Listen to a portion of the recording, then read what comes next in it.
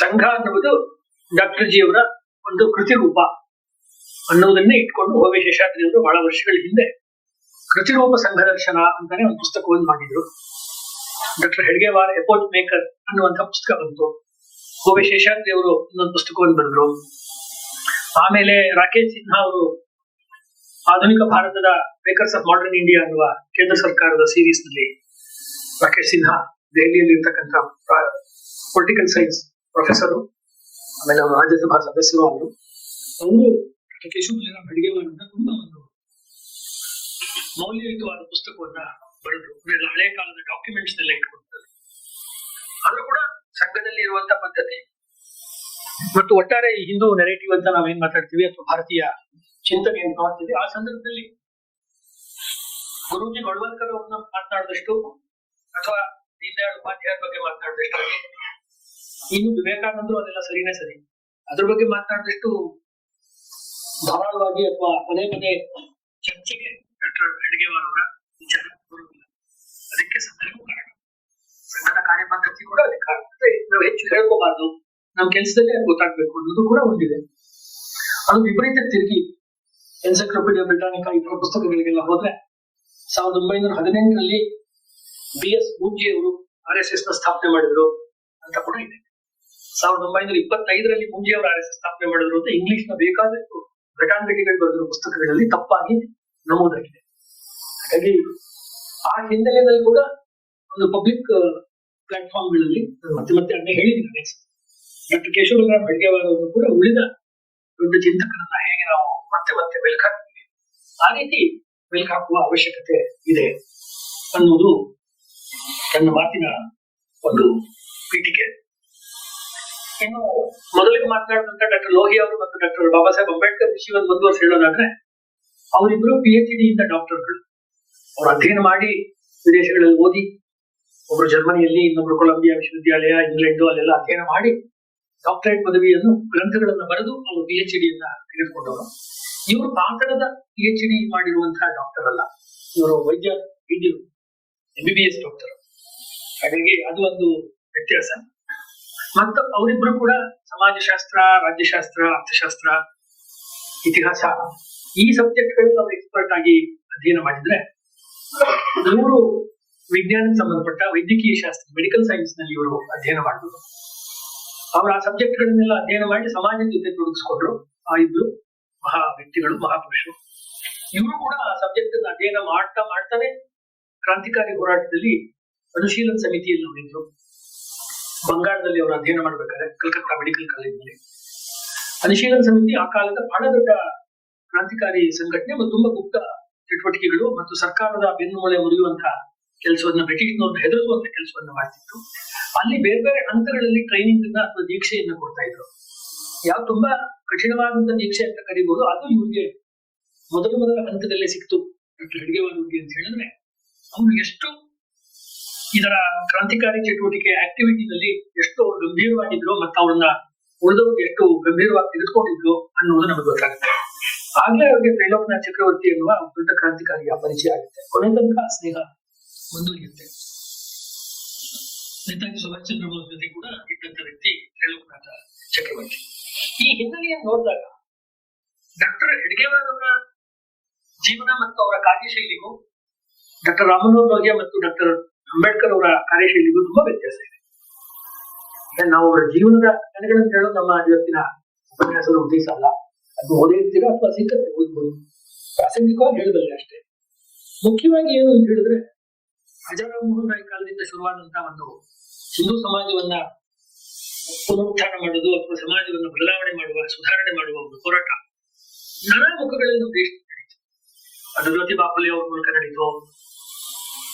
ಪ್ರಾರ್ಥನಾ ಸಮಾಜ, ಬ್ರಹ್ಮ ಸಮಾಜ, ಆರ್ಯ ಸಮಾಜ, ದಯಾನಂದ ಸರಸ್ವತಿಗಳು 1875ರಲ್ಲಿ ಮುಂಬೈನಲ್ಲಿ ಆರ್ಯ ಸಮಾಜವನ್ನು ಸ್ಥಾಪನೆ ಮಾಡಿದ್ರು. ವೇದಗಳನ್ನ ಎಲ್ಲ ಜಾತಿಯವರು, ಹಿಂದೂಗಳು ಎಲ್ಲರೂ ಓದಬೇಕು, ಸ್ತ್ರೀಯರು ಕೂಡ ವೇದಗಳನ್ನ ಅಭ್ಯಾಸ ಮಾಡಬೇಕು ಅನ್ನುವ ರೀತಿಯ ಒಂದು ಚಳುವಳಿ ನಡೀತು. ಮತ್ತು ಬಾಲ್ಯ ವಿವಾಹ, ಆಮೇಲೆ ವಿಧವಾ ಪುನರ್ವಿವಾಹ, ಬಾಲ್ಯ ವಿವಾಹ ನಿಷೇಧ ಮತ್ತು ವಿಧವಾ ಪುನರ್ವಿವಾಹ ಇತ್ಯಾದಿ ವಿಷಯಗಳು ಆ ಕಾಲದ ಒಂದು ಟ್ರೆಂಡ್ ಅಲ್ಲಿ ಬಹಳ ಬಂತು.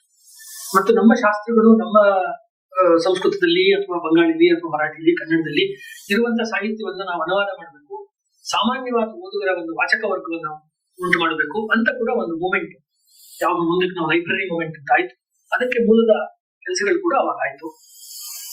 ಅದರ ಜೊತೆಗೆ ಪ್ರೆಸ್ ಕೂಡ ಬಂತು, ಪ್ರಿಂಟಿಂಗ್ ಪ್ರೆಸ್. ಆ ಕಾಲದ ಬಹಳ ದೊಡ್ಡ ಉಪಲಬ್ಧಿ ಪ್ರಿಂಟಿಂಗ್ ಪ್ರೆಸ್. ಪ್ರಿಂಟಿಂಗ್ ಪ್ರೆಸ್ ಬಂದ್ಮೇಲೆ ಪ್ರಿಂಟಿಂಗ್ ಪ್ರೆಸ್ಗೆ ವಾರ ವಾರ ಕಥೆ ಬರೆಯೋದು, ಕಾದಂಬರಿ ಬರೆಯೋದು, ಪುಟ ತುಂಬಿಸ್ಬೇಕು. ನ್ಯೂಸ್ ಪೇಪರ್ ಇರೋರೆಲ್ಲ ಗೊತ್ತಿದೆ ಕಷ್ಟ, ಅದನ್ನ ಮಾಡ್ಬೇಕು. ಜೊತೆಗೆ ಆ ಪೇಪರ್ಗಳಿಗೆ ಒಂದು ಇಂಟೆಲೆಕ್ಚುಯಲ್ ಆಗಿರೋ ಪೊಸಿಷನಿಂಗ್, ವೈಚಾರಿಕವಾದ ಒಂದು ನಿಲುವಿಟ್ಟು ಪೇಪರ್ಗಳು ಅನ್ನುವುದು ಆ ಕಾಲದ ಪತ್ರಿಕೋದ್ಯಮ. ಈ ಕಾಲದ ಪತ್ರಿಕೋದ್ಯಮನ ಅದ್ರ ಜೊತೆ ಹೋಲ್ಸಕ್ಕಾಗದೇ ಇಲ್ಲ. ನಮ್ಮ ಕಾಲದ ಪತ್ರಿಕೋದ್ಯಮನೇ ಬೇರೆ ಬೇರೆ. ನಾವು ಈಗ ಬದುಕ್ತಿರುವಂಥದ್ದು ಬೆಳವಣಿಗೆ ಪತ್ರಿಕೆಗಳು ಒಂದು ವಿಚಾರಕ್ಕೋಸ್ಕರ ತಮ್ಮನ್ನ ಸೀಮಿತ ಮಾಡ್ಕೊಂಡಿವೆ ಅಥವಾ ನಿಷ್ಠವಾಗಿದೆ. ಉಳಿದಿದ್ದೆಲ್ಲ ಒಂದು ಬಿಸ್ನೆಸ್ ಮಾಡೆಲ್ ಅಲ್ಲಿ ನಡೆಯುತ್ತೆ. ಆಗ ಹಾಗಿರ್ಲಿಲ್ಲ. ಹಾಗಾಗಿ ಒಂದು ಸಮಾಜ ಕಾರ್ಯದಲ್ಲಿ ಮತ್ತು ರಾಷ್ಟ್ರದ ಪುನರ್ ನಿರ್ಮಾಣದಲ್ಲಿ ಪತ್ರಿಕೆಗಳಿಗೂ ಒಂದು ಬಹಳ ದೊಡ್ಡ ಪಾತ್ರ ಅನ್ನೋದು ಒಂದು. ಇನ್ನೊಂದು, ಬಂಗಾಳದಲ್ಲಿ, ಪಂಜಾಬ್ನಲ್ಲಿ, ಕರ್ನಾಟಕದಲ್ಲಿ, ತಮಿಳುನಾಡಲ್ಲಿ, ಮಹಾರಾಷ್ಟ್ರದಲ್ಲಿ ಎಲ್ಲ ಕಡೆ ಸಂಘಗಳು, ಸಭೆಗಳು, ಸಮಿತಿಗಳು, ಸಮಾಜಗಳು ಅಂತ 4 ರೀತಿ ಹುಟ್ಕೊಳ್ತು. ಸಂಘಗಳು ಹುಟ್ಕೊಳ್ತು, ಬೇರೆ ಬೇರೆ ಸಂಘಗಳು. ಆಮೇಲೆ ಸಭೆಗಳು, ಪ್ರಾರ್ಥನಾ ಸಭಾ ಅಲ್ಲಿಂದ ಹಿಡಿದು ಹಿಂದೂ ಮಹಾಸಭಾ, ಸಭಾ ಅನ್ನೋ ಹೆಸರಿನಲ್ಲಿ ಬೇಕಾದಷ್ಟು ಸಂಸ್ಥೆಗಳು ಹುಟ್ಕೊಂಡು, ಇನ್ನು ವಿವೇಕಾನಂದರ ಕಾರಣದಿಂದಾಗಿ, ಬ್ರಹ್ಮಾನಂದರ ಕಾರಣದಿಂದಾಗಿ ಮಿಷನ್ ಅಥವಾ ಆಶ್ರಮ, ರಾಮಕೃಷ್ಣಾಶ್ರಮ, ರಾಮಕೃಷ್ಣ ಮಿಷನ್ ಅನ್ನುವಂತಹ ರೀತಿಯ ಚಟುವಟಿಕೆಗಳು ಕೂಡ ಒಂದಷ್ಟು ನಿರ್ಮಾಣ ಆಯಿತು. ಇದು ಕ್ರಾಂತಿಕಾರಿಗಳ ಹೋರಾಟದ ಸಂಘಟನೆಗಳನ್ನು ಬಿಟ್ಟು, ಸಾವರ್ಕರ್ ಅವರು ಮಾಡಿದಂತಹ ವಿನೋ ಭಾರತ್ ಸೊಸೈಟಿ ಅಂಥದ್ದು ಹೋರಾಟಗಳನ್ನ, ಸ್ವಗರ ಪಕ್ಷ, ಅದನ್ನ ಬಿಟ್ಟು ಉಳಿದಂತೆ ಕ್ರಾಂತಿಕಾರಿ ಅಲ್ಲದ ಆದ್ರೆ ಸಾಮಾಜಿಕವಾಗಿ, ಸಾಂಸ್ಕೃತಿಕವಾಗಿ ತೊಡಗಿಸಿಕೊಳ್ಳುವಂತ ಅನೇಕ ಸಂಘಟನೆಗಳು, ಸಂಸ್ಥೆಗಳು ಆ ಕಾಲದಲ್ಲಿ ತುಂಬಾ ವರ್ತನೆ ಇದೆ. ಕಾಲದ ದೊಡ್ಡ ಒಂದು ವಿಶೇಷವಾದ ಲಕ್ಷಣ ಅಂತ ಹೇಳ್ಬೋದು. ಅವತ್ತು ಹೋಲಿಸಿದ್ರೆ ಇವತ್ತೊಂದು ಆ ಪ್ರಮಾಣದಲ್ಲಿ ಅನ್ಸೋದಿಲ್ಲ ನಮ್ಗೆ. ಅದನ್ನ ನಾವು ನೋಡ್ಬೋದು. ಈ ಎಲ್ಲ ಹಿನ್ನೆಲೆಗಳಿಂದ ಬಂದಂತವ್ರು ಏನ್ ಅನ್ನಿಸ್ತು ಅಂದ್ರೆ before coming to doctor ji ಅಥವಾ ಡಾಕ್ಟರ್ ಹೆಡ್ಗೇವಾರ್, ಸಮಾಜದಲ್ಲಿ ಬದಲಾವಣೆ ಮಾಡ್ಬೇಕು ಅನ್ನೋದು ನಿಶ್ಚಿತ. ಸಮಾಜದಲ್ಲಿ ಬದಲಾವಣೆ ಆಗ್ಬೇಕಾದ್ರೆ ಸಾಮೂಹಿಕವಾದ ಬದಲಾವಣೆ ಆಗ್ಬೇಕು. ಅಂದ್ರೆ ಇನ್ಫ್ಲೂಯೆನ್ಸಿಂಗ್ ದಿ ಮಾಸಸ್.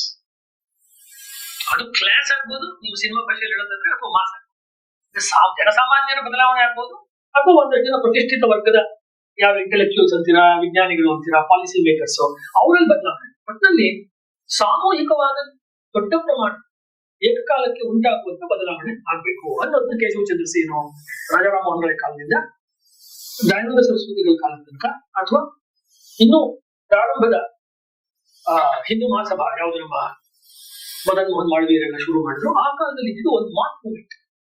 ಈ ಮಾಸ್ ಮೂವ್ಮೆಂಟ್ ಮುಂದೆ ಗಾಂಧೀಜಿಯವರು ಮಾಡಿದಂತ ಮಾಸ್ ಮೂವ್ಮೆಂಟ್ಗೆ ತುಂಬಾ ಪುಷ್ಟಿಯನ್ನು ಕೊಡ್ತು. ಗಾಂಧೀಜಿಯವರು ಕಾಲಕ್ಕೆ ಮಾಸ್ ಮೂವ್ಮೆಂಟ್ ಶುರು ಮಾಡಿದ್ರು. ಮುಂಚೆ ಬೇಕಾದಷ್ಟು ಮಾಸ್ ಮೂವ್ಮೆಂಟಿನ ಉದಾಹರಣೆಗಳು ಬರುತ್ತೆ. ಸುಮ್ಮನೆ ಹೇಳೋದಾದ್ರೆ, ಯಾವುದನ್ನು ನಾನು ಮತ್ತು ಒಂದು ಅಹಿಂಸಾ ಅಥವಾ ಸಹಕಾರ ಆಂದೋಲನ ಅಂತ ಕರಿತೀವಿ, ಅದು 17ನೇ ಶತಮಾನದಲ್ಲೇನೆ ಕಾಶಿನಲ್ಲಿ ರಾಜ ಜಾಸ್ತಿ ಟ್ಯಾಕ್ಸ್ ಅಂತ ಆ ಊರಿನ ವರ್ತಕರು, ವ್ಯಾಪಾರಿ ಬೀದಿ ಇರುತ್ತಲ್ಲ, ಅಂಗಡಿ ಬೀದಿ ಅವರೆಲ್ಲ ಪೂರ್ತಿ ಅಂಗಡಿ ಮುಚ್ಚಿ ಅವ್ರು ಬೀದಿನಲ್ಲಿ ಹರತಾಳ ಮಾಡಿದ್ರು ಅಂತ ಬ್ರಿಟಿಷ್ ದಾಖಲೆ ಇದೆ. ಅದನ್ನ ಧರ್ಮಪಾಲರು ಅವರ ಸಿವಿಲ್ ಡಿಸೊಬಿಡಿಯನ್ಸ್ ಇನ್ ಇಂಡಿಯಾ ಅನ್ನೋ ಪುಸ್ತಕದಲ್ಲಿ ಕೊಡ್ತಾರೆ. ಆ ಮಾದರಿಗಳು ನಮ್ಮ ದೇಶದಲ್ಲಿ ಇತ್ತು. ಸಾಮೂಹಿಕವಾಗಿ ಒಂದು ಬೀದಿಗಿಳಿಯೋದು, ಹೋರಾಟ ಮಾಡೋದು. ಅದಕ್ಕೆ ಯಾರೋ ದೊಡ್ಡ ದೊಡ್ಡ ವ್ಯಕ್ತಿಗಳು ಅಂದ್ರೆ ನಾಯಕರು ಅನ್ನೋರು ಕಾಣಿಸ್ಕೊಂಡು ಅದಕ್ಕೊಂದು ಶೇಪ್ ಕೊಡೋಕೆ ಶುರು ಮಾಡಿದ್ರು. ಅಂದ್ರೆ ಡಾಕ್ಟರ್ ಜಿ ಅವರು ತಮ್ಮ ಕೆಲಸವನ್ನ ಮಾಡುವ ಕಾಲಕ್ಕೆ ಇದ್ದಂತ ಬಹಳ ಫೇಮಸ್ ಮಾಡಲ್ ಅಂದ್ರೆ ಒಂದು ಸಾಮೂಹಿಕ ಆಂದೋಲನಗಳ ಮಾಡಬೇಕು, ಸಾಮೂಹಿಕ ಮಾಸ್ ಮೂವ್ಮೆಂಟ್ಗಳು ಮಾಡಬೇಕು. ಅದು ಒಂದು. ಎರಡನೇ ರೀತಿಯಿಂದ ಅಂದ್ರೆ ಎಜುಕೇಶನ್ಸ್. ಅಂದ್ರೆ ಸಮಾಜದಲ್ಲಿ ಬದಲಾವಣೆ ಆಗ್ಬೇಕಾದ್ರೆ ಈ ಸಮಾಜಕ್ಕೆ ಒಂದು ಶಾಕ್ ಕೊಡ್ಬೇಕು. ಈಗ ಜಾತಿ ವಿನಾಶ ಅನ್ನೋ ವಿಷಯದ ಬಗ್ಗೆ ಲೋಹಿ ಅವರು ಮಾತಾಡ್ತಾರೆ. ಡಾಕ್ಟರ್ ಬಾಬಾ ಸಾಹೇಬ್ ಅಂಬೇಡ್ಕರ್ ಪುಸ್ತಕನೇ ಬರ್ತಿದ್ದಾರೆ, ಅನಿಹಿಲೇಷನ್ ಆಫ್ ಕ್ಯಾಸ್ಟ್ ಅಂತ ಹೇಳಿ ಪುಸ್ತಕವನ್ನೇ ಬರೀತಾರೆ. ಜಾತಿ ವಿನಾಶ ಸ್ವಲ್ಪ ಉಳ್ಕೋಬಾರ್ದು ಅಂತ ಆ ಮಾತಿನಲ್ಲೇ ಆ ಕಾಠಿಣ್ಯ, ಆ ಒಂದು ಉಗ್ರತೆ, ವಿಚಾರವನ್ನು ಮಂಡನೆ ಮಾಡ್ಬೇಕಾದ್ರೆ ಕೂಡ ಆ ಒಂದು ಖಚಿತ, ಅಂದ್ರೆ ನಾವು ಹಿಂದಿಯಲ್ಲಿ ಹೇಳುವಾಗ ಏಕಮಾರ್ ದೋ ತುಕಡ ಅಂತಲ್ಲ, ಆ ರೀತಿಯ ಹೋರಾಟಗಳನ್ನು ಮಾಡ್ಬೇಕು. ದೇವಸ್ಥಾನಕ್ಕೆ ಹೆಂಗ್ ಬಿಡಲ್ಲ ನೋಡ್ತೀವಿ, ನಾವು ಒಳಕ್ ಹೋಗ್ತೀವಿ, ನೀರು ಕುಡಿಯೋದು ಹೀಗೆ ಒಂದು ಹಕ್ಕಿನ ಭಾಷೆಯನ್ನ ಇದರ ತಪ್ಪು ಸರಿ ಅಂತ ಏನು ಹೇಳ್ತಾ ಇಲ್ಲ. ಇದಕ್ಕೂ ಅದಕ್ಕೂ ಇರುವ ಕ್ವಾಲಿಟೇಟಿವ್ ವ್ಯತ್ಯಾಸ ಮಾತ್ರ ಹೇಳ್ತಾ ಇದೆ. ಇವ್ರನ್ನ ಅರ್ಥ ಮಾಡ್ಕೊಳ್ಳೋದಿಕ್ಕೆ ಯಾವುದು ಉಪಯುಕ್ತ ಆಗ್ಬೋದು. ಡಾಕ್ಟರ್ ಹೆಡ್ಗೇವಾರ್ ಅವರು ಆ ರೀತಿಯ ದಾರಿನಲ್ಲಿ ಹೋಗ್ಲಿಲ್ಲ ಅಂತ ನಾನು ಹೇಳ್ತೀನಿ.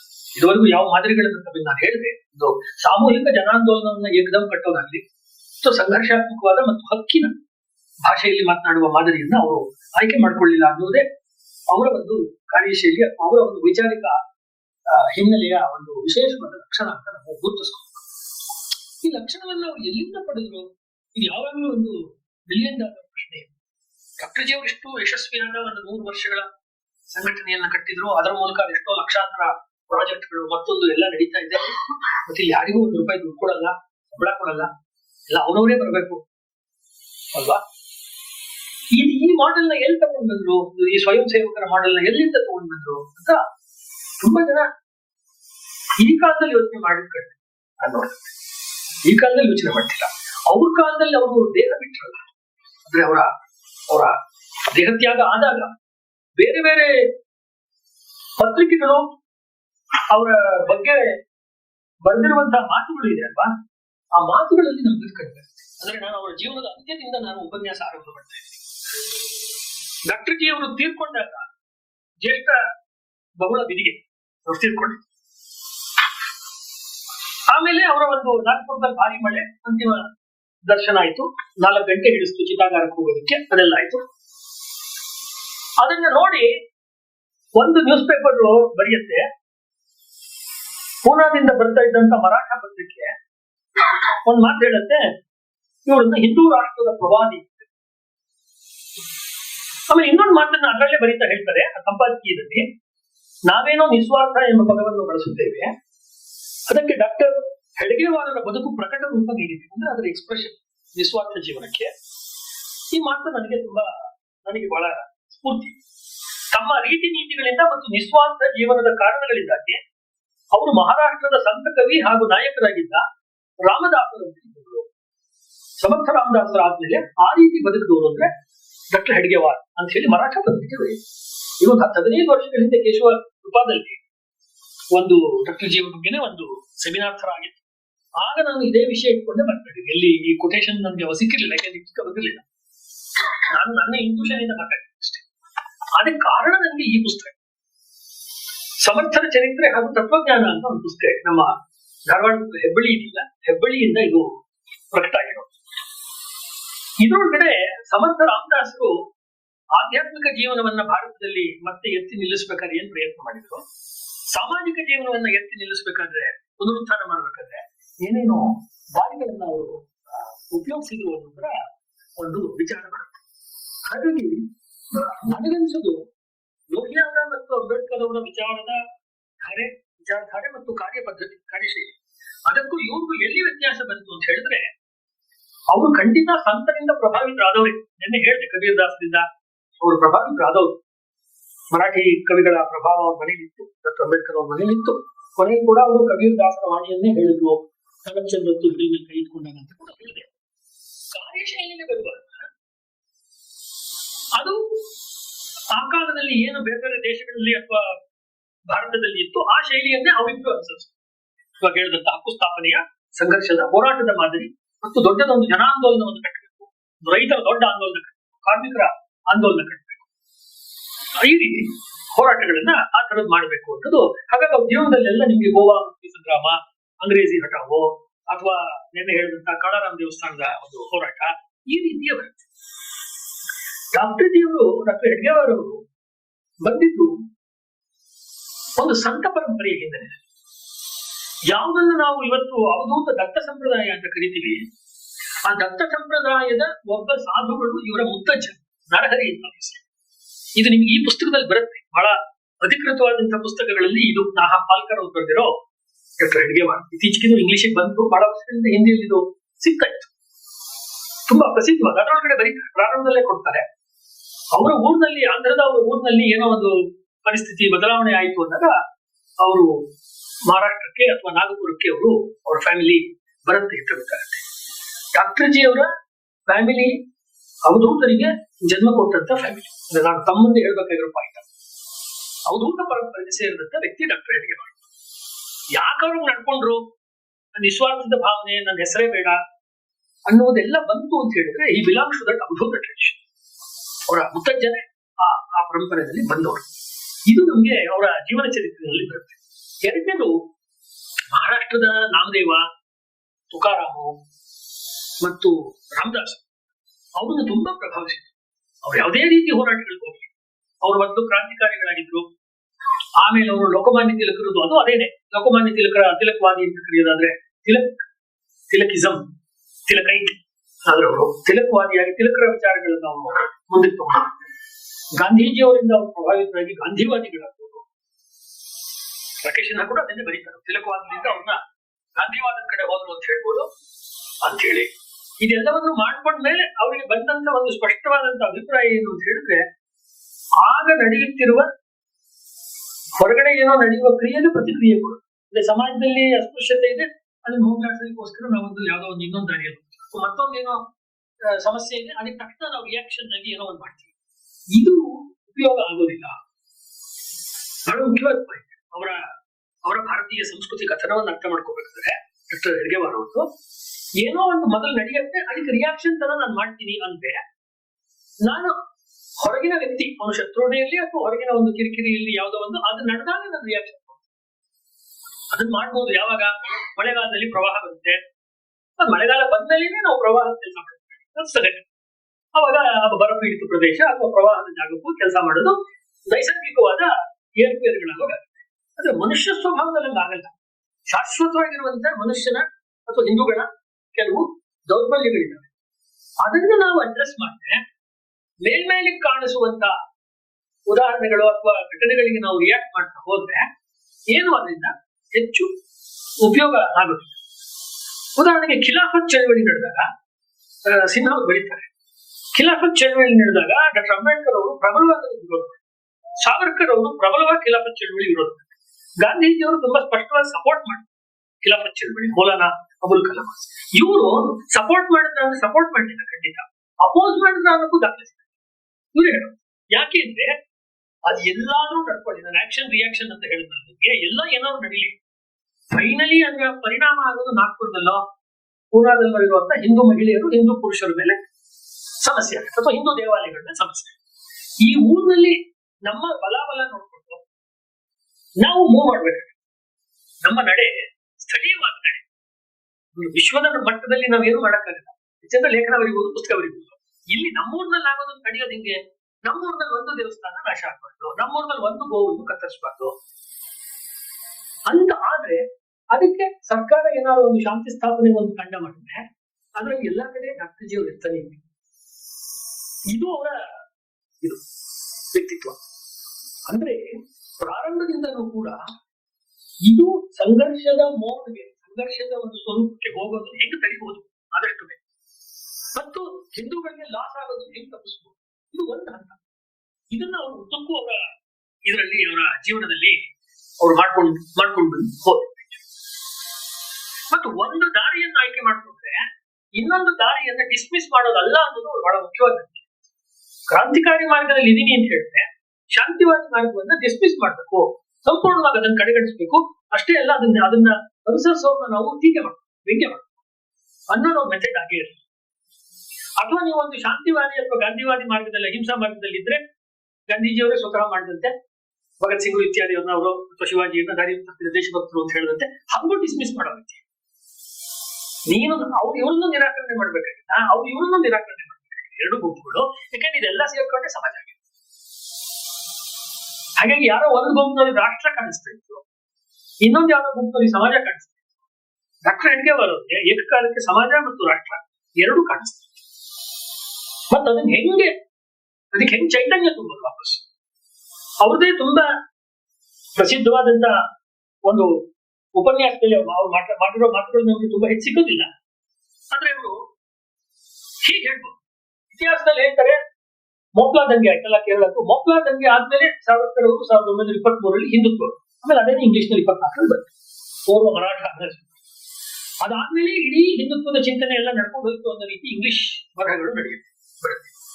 ಅದನ್ನ ನಾವು ಒಪ್ಪೋದು ಕಷ್ಟ. ಯಾಕೆ ಅಂತ ಹೇಳಿದ್ರೆ ಇವ್ರೇನ್ ಹೇಳ್ತಾ ಇದ್ದಾರೆ, ಈ ಹಿಂದೂ ದೇಶ ಭಾರತ ಇದೆಯಲ್ಲ, ಇಲ್ಲಿ ಈಗ ನಾವು ಅವ್ರು ಕೊಡೋ ಸ್ಟ್ಯಾಟಿಸ್ಟಿಕ್ಸ್ ಕಾಲದಲ್ಲಿ ಹಿಂದೂಸ್ತಾನದಲ್ಲಿ ನಾವು ಹಿಂದೂಗಳು ಈಗ 25 ಕೋಟಿ ಎಷ್ಟಿದ್ದೇವೆ ಡಾಕ್ಟರ್ ಜಿ ಅವರು ಅವ್ರ ಕಾಲದಲ್ಲಿ.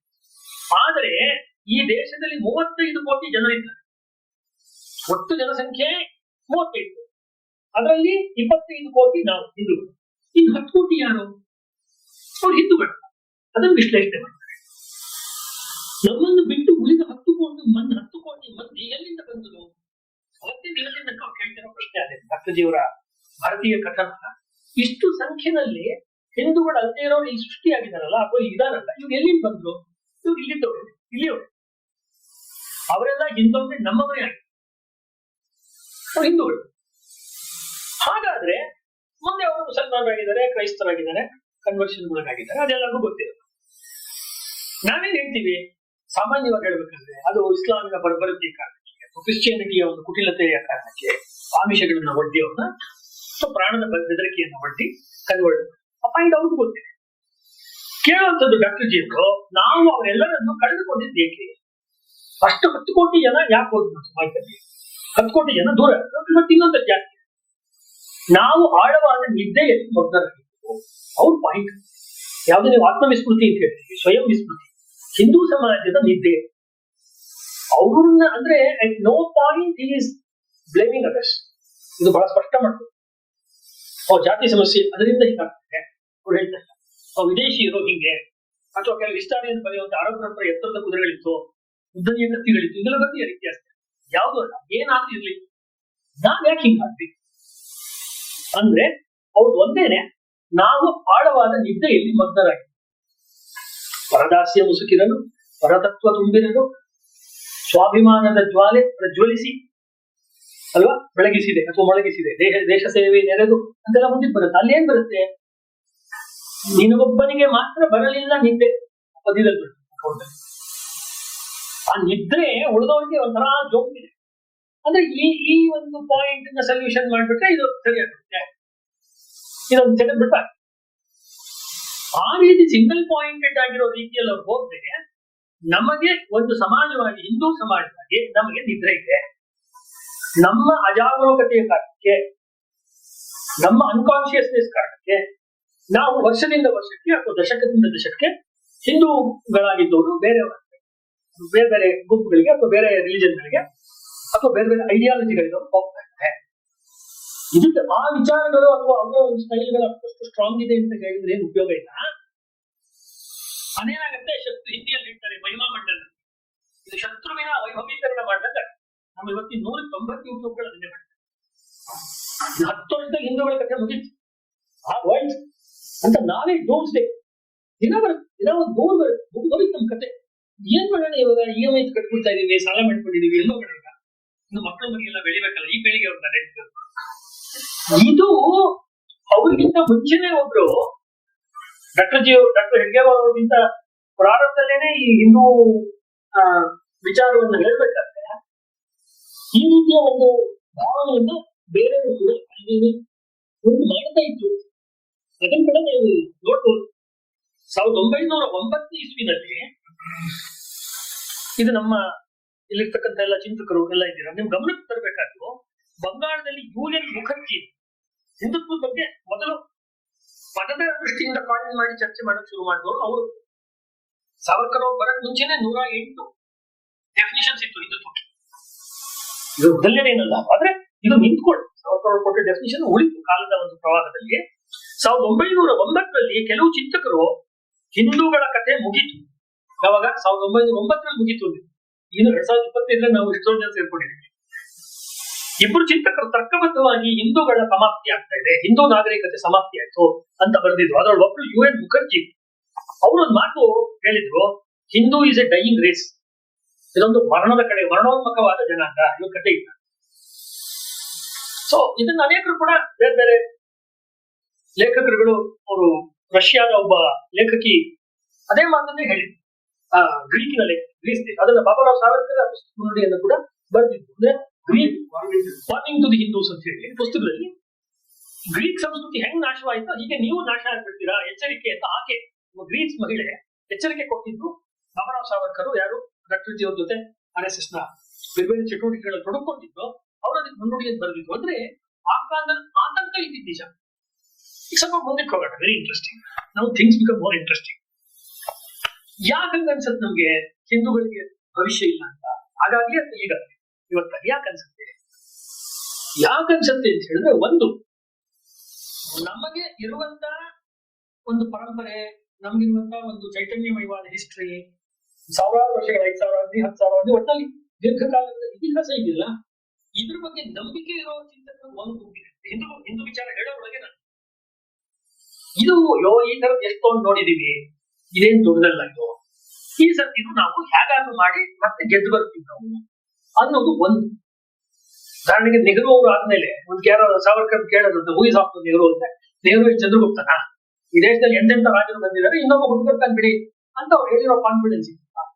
ಅಥವಾ ಯಾವುದೋ ಒಂದು ಮದುವೆ ಮನೆಯಲ್ಲೋ ಅಥವಾ ಒಂದು ಸುವಿಗೆ ತಮಾಷೆಯ ಕಾರ್ಯಾಲಯದಲ್ಲೋ ಸುಮ್ಮನೆ ದಿಂಬುಗಳನ್ನ ಎತ್ಕೊಂಡು ಆಟ ಆಡ್ಕೊಂಡು ಅಥವಾ ಬಿಸಾಕಿ ಆಟ ಆಡುವಾಗ ಯಾರೋ ಒಬ್ಬ ಹೇಳಿದ್ರಂತೆ, ಡಾಕ್ಟರ್ ಹೆಡ್ಗೆ ಅವರು ಇರೋವಾಗ್ಲೇನೆ, ಈ ದೇಶದಲ್ಲಿ ಇದು ಯಾವ ಮೂರ್ಖ ಹೇಳ್ತಾನೆ ಇದು ಹಿಂದೂ ರಾಷ್ಟ್ರ ಅಂತ ಹೇಳಿ.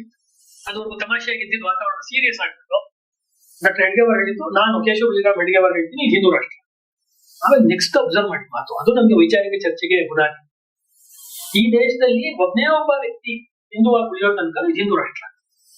ಒಬ್ಬನೇ ಒಬ್ಬ ಇದೆ, ಇವತ್ತಿನ ಲೆಕ್ಕಕ್ಕೆ ಒಬ್ಬನೇ ಅಂತ 100 ಇಟ್ಕೊಳ್ಳಿ, 1,000 ಇಟ್ಕೊಳ್ಳಿ, ಒಬ್ಬನೇ ಅಂದ್ರೆ ಅವ್ರು ಹೇಳ್ತಿರೋದು, don't go by numbers, don't go by demography. ಇಡೀ ಅಂಬೇಡ್ಕರ್ ಅವ್ರ ಚರ್ಚೆ, ಇಡೀ ಲೋಹಿಯಾ ಅವ್ರ ಚರ್ಚೆ, ಇಡೀ ಹಿಂದೂ ಮಹಾಸಭಾ ಚರ್ಚೆ, ಇಡೀ ಮುಸ್ಲಿಂ ಲೀಗ್ ಚರ್ಚೆ ಎಲ್ಲ ನಡೀತಾ ಇರೋದು ಡೆಮೋಗ್ರಫಿ. ಡಿಫರೆನ್ಸ್ ನಿಮ್ಗೆ ಹೇಳ್ತಾ ಇದ್ದೀನಿ, ಯಾರು ಸರಿ ಯಾರು ತಪ್ಪು ಅನ್ನೋಂಥದ್ದಲ್ಲ. 3 ಜನ ವ್ಯಕ್ತಿಗಳನ್ನು ಇಟ್ಕೊಂಡು ನಾವು ನೋಡ್ಬೇಕಂದ್ರೆ ಜನಸಂಖ್ಯೆ ಕುಗ್ಗಿದರೆ ನಮ್ಮಲ್ಲಿ ಇದೆಯಲ್ಲ ವಿವೇಕಾನಂದದ್ದು ಮತ್ತು ಸಂಘದಲ್ಲೂ ಕೂಡ ಮತ್ತೆ ಹೇಳುವಂತ ಮಾತುಗಳು, ಮತಾಂತರವೆಂದ್ರೆ ರಾಷ್ಟ್ರಾಂತರ ಅನ್ನೋ ಪದ ಇದೆ ಅಲ್ವಾ, ಸ್ವಲ್ಪ ಅದಕ್ಕಿಂತ ಡಾಕ್ಟರ್ ಜಿ ಅವ್ರ ಅಭಿಪ್ರಾಯ ಬೇರೆ ಇದೆ.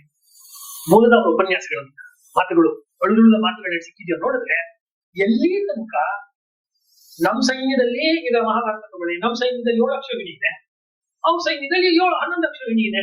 ಸಂಖ್ಯಾಬಲ ನೋಡಿದ್ರೆ ಅವ್ರವರಾಗಿ ಇರ್ಬೇಕಲ್ವಾ? ಹಂಗಲ್ಲ, ನಮ್ಮಂತ ಧರ್ಮ ಇದೆ, ನಾವು ಧರ್ಮದ ಯುದ್ಧ ಮಾಡ್ತಾ ಇದ್ವಿ, ಅವ್ರು ಅಧರ್ಮದ ಮಾಡ್ತಾ ಇದ್ದಾರೆ. ಅಂದ್ರೆ ಅದೊಂದು ಸೆಣಸಾಟ ಮಾಡಕ್ಕೆ ಒಂದು ವಿಚಾರದ ಒಂದು ಗದೆನೋ ವಿಚಾರದ ಕತ್ತಿನೋ ಇದೆ ಜೊತೆನಲ್ಲಿ.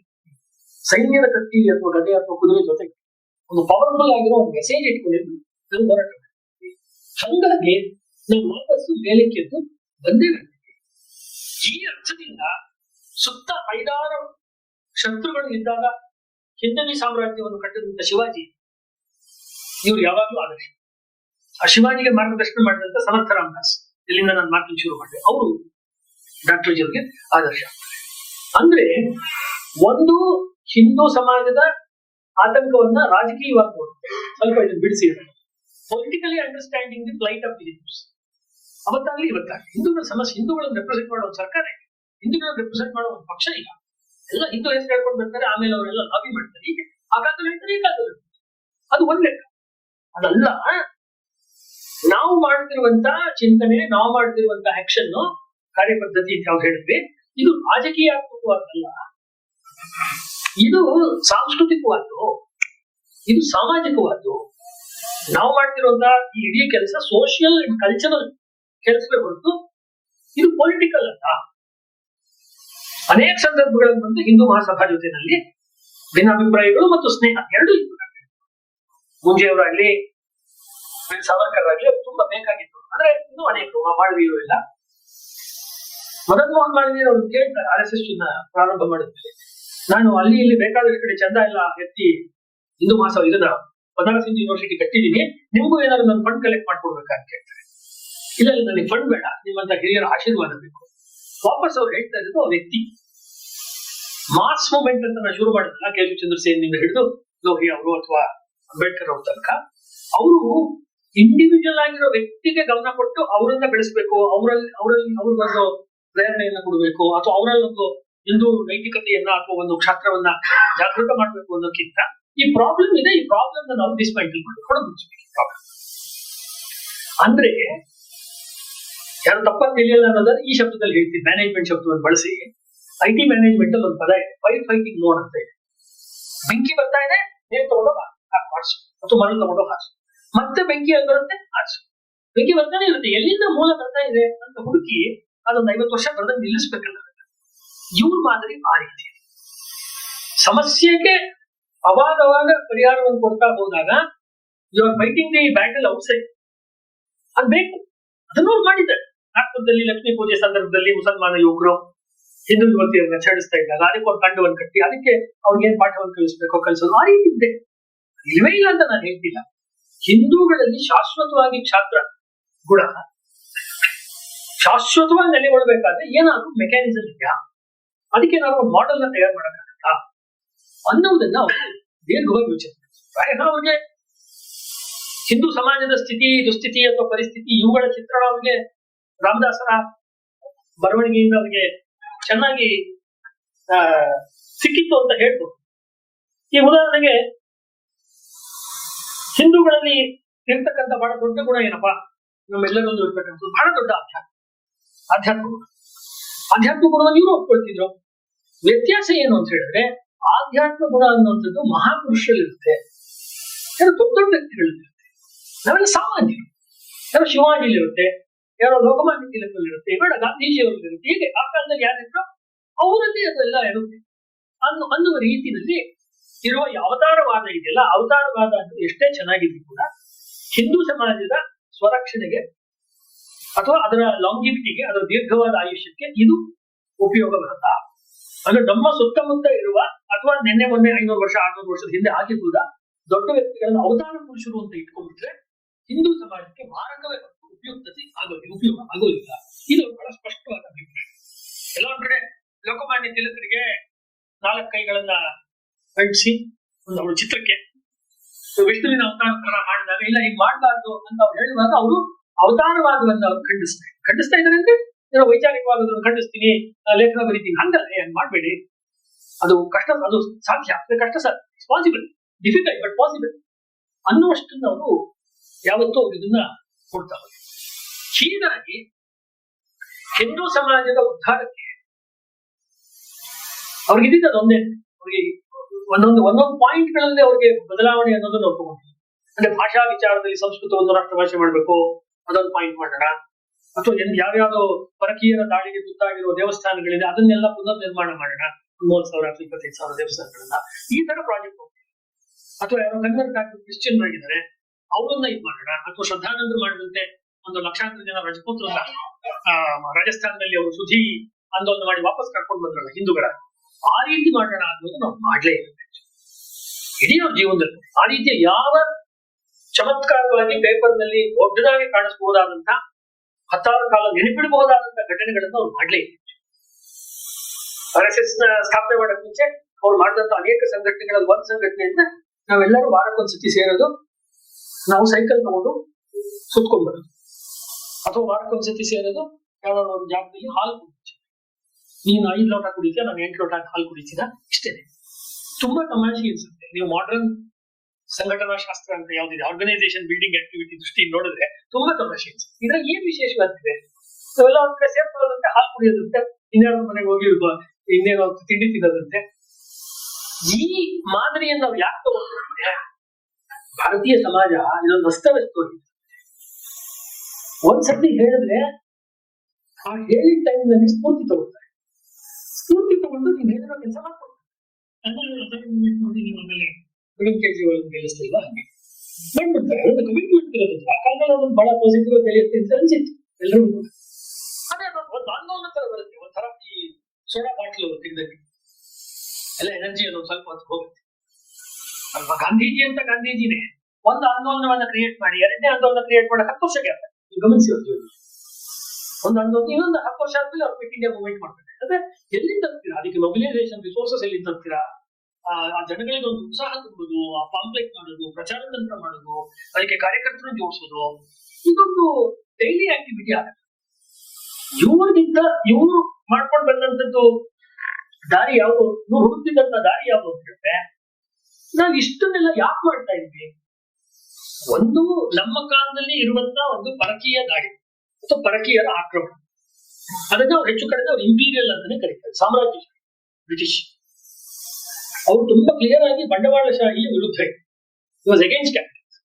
ಅವರ ಬರವಣಿಗೆಗಳನ್ನು ಓದಿದ್ರೆ ಡಾಕ್ಟರ್ ಹೆಡ್ಗೇವಾರ್ ಕ್ಯಾಪಿಟಲಿಸಂ ವಿರುದ್ಧ ಇತ್ತು. ಅಂದ್ರೆ ಯಾವುದು ನಿಮ್ಗೆ ಇಂಗ್ಲೆಂಡ್ ಇಂದ ಮತ್ತು ಆ ಕಾಲದ ಅಮೆರಿಕಾದಿಂದ ಬರ್ತಾ ಇತ್ತು, ಅಂದ್ರೆ ಚೆನ್ನಾಗಿ ಫ್ಯಾಕ್ಟರಿಗಳನ್ನು ನಡೆಸೋದು, ಅಂದ್ರೆ ಕಾರ್ಮಿಕರಿಗೆ ಏನು ಸಂಬಳವನ್ನು ಕೊಡದೇ ಇರೋದು, ಅಥವಾ ಸ್ವಲ್ಪನೇ ಪಗಾರ ಕೊಡುವಂಥದ್ದು, ಇದನ್ನೆಲ್ಲ ವಿರೋಧ ಮಾಡ್ತಾರೆ.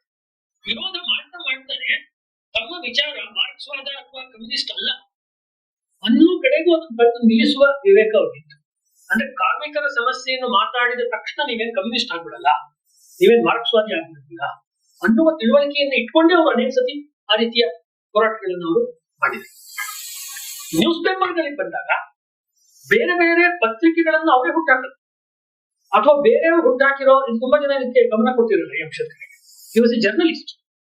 ಲೋಕಮಾನ್ಯ ತಿಲಕರು ಹೇಗೆ ಪತ್ರಕರ್ತರು, ಗಾಂಧಿಯವರು ಅಥವಾ ಬಿಪಿನ್ ಚಂದ್ರಪಾಲ್ ಅಥವಾ ಶಾಮಜಿ ಕೃಷ್ಣ ವರ್ಮ ಇಂಡಿಯನ್ ಸೋಷಿಯಾಲಜಿಸ್ಟ್ ಅಂತ ನಡೆಸ್ತಾ ಇದ್ರು ಕೃಷ್ಣ ವರ್ಮ, ಅವ್ರು ಹೆಂಗೆ ಪತ್ರಕರ್ತರು, ಇವರು ಪತ್ರಕರ್ತರು. ಹೇಗೆ ರಾಮಕೃಷ್ಣಾಶ್ರಮದಿಂದ ಪ್ರಬುದ್ಧ ಭಾರತ ಬರ್ತಾ ಇತ್ತು, ಇವರು ಬೇರೆ ಬೇರೆ ನ್ಯೂಸ್ ಪೇಪರ್ಗಳನ್ನ ಅವರು ಇಟ್ಕೊಂಡಿದ್ರು. ನ್ಯೂಸ್ ಪೇಪರ್ಗಳನ್ನ ಅವರು ನಡೆಸುವಂತ ಕೆಲಸವನ್ನ ಅವರು ಸಾಕಷ್ಟು ಕಾಲ ಮಾಡಿದ್ರು. RSS ನ ಸ್ಥಾಪನೆಯ ಅದಕ್ಕಿಂತ ಮುಂಚೆ ಅವರು ಮಾಡಿದ್ರು. ಬಹಳ ಮುಖ್ಯವಾಗಿ ಅವರ ಇಡೀ ಹೋರಾಟದ ಒಂದು ಭಾಗವಾಗಿ, ಅಂದ್ರೆ ಸಂಘವನ್ನು ಸ್ಥಾಪನೆ ಮಾಡೋಕ್ಕಿಂತ ಮುಂಚಿನ ಹೋರಾಟದ ಭಾಗವಾಗಿ ನ್ಯೂಸ್ ಪೇಪರ್ಗಳ ಮೂಲಕ ಸಮಾಜದಲ್ಲಿ ಬದಲಾವಣೆಯನ್ನು ತರಬಹುದು ಅಥವಾ ಒಂದು ಜಾಗೃತಿಯನ್ನು ಮೂಡಿಸಬಹುದು ಅನ್ನೋ ಪ್ರಯತ್ನವನ್ನು ಮಾಡಿದ್ರು. ಅವರ ಇಡೀ ಆಕ್ಟಿವಿಟಿ ಇಟ್ಟಿದ್ದು ಸೆಂಟ್ರಲ್ ಇಂಡಿಯಾ. ಇವಾಗ ನಾರ್ಮಲಿ ನೀವು ಇಂಗ್ಲಿಷ್ ಬರವಣಿಗೆಗಳನ್ನು ನೋಡುವಾಗ, ವಿದೇಶಿ ಮಾಧ್ಯಮ ನೋಡುವಾಗ, ಮಹಾರಾಷ್ಟ್ರದಲ್ಲಿ ನಡೆಯುವ ಯಾವುದೇ ಪೊಲಿಟಿಕಲ್ ಡಿಬೇಟ್ಸ್ಗೆ ತಗೊಂಡು ಬಂದು RSS ವಿಚಾರವನ್ನು ಒಂದಲ್ಲ ಒಂದು ರೀತಿ ಪ್ಲಸ್ ಅಥವಾ ಮೈನಸ್ ಜೋಡಿಸ್ತಾ ಇರ್ತಾರೆ. ಅವ್ರಿಗೆ ಸಂಘ ಹೇಗೆ ಶುರುವಾಯಿತು ಅನ್ನೋ ಕಥೆನೇ ಗೊತ್ತಿಲ್ಲ ಅಂತ ಹೇಳೋದು. It's wrong narration. ವಿದರ್ಭ ಪ್ರಾಂತದಲ್ಲಿ ಅವರು ಇದ್ದು ಒಂದು ಸೆಂಟ್ರಲ್ ಪ್ರಾವಿನ್ಸ್ ಸಿಪಿ ಬರುತ್ತೆ, ಸಿಪಿ ಬೇರೆಯವರಂತೆಲ್ಲ ಆ ಪ್ರದೇಶಕ್ಕೆ ನ್ಯೂಸ್ ಪೇಪರ್ ನಲ್ಲಿ ಅವರು ಸ್ವಾತಂತ್ರ್ಯ ಅನ್ನೋ ಪತ್ರಿಕೆ ಎಷ್ಟು ಬಂತು ಅಂತ ಹೇಳಿದ್ರೆ 1,000 ಪ್ರತಿಗಳು ಮಾರಾಟ ಆಗಕ್ಕೆ ಶುರುವಾಗುತ್ತೆ. ಆಮೇಲೆ ಅಲ್ಲೇ ಇದ್ದಂತ ಇನ್ನೊಂದು ಪೇಪರ್ ಮಹಾರಾಷ್ಟ್ರ ಅನ್ನೋ ಪತ್ರಿಕೆಯ ಸೇಲ್ಸ್ ಮೇಲೆ ಪ್ರಭಾವ ಆಗಿ 6,000 ಕಾಪಿ ಹೋಗ್ತಾ ಇದ್ದಂತ ಮಹಾರಾಷ್ಟ್ರ ಪತ್ರಿಕೆ ಇನ್ನೊಂದು ಬೇರೆಯವ್ರು ಮಾಡ್ತಾ ಇದ್ದು, ಇವ್ರು ಈ ಪೇಪರ್ ಶುರು ಮಾಡಿದ್ರಿಂದ ಅದರದ್ದು 1,000 ಚಂದಾದಾರ ಸಂಖ್ಯೆ ಕಡಿಮೆ ಆಯ್ತು.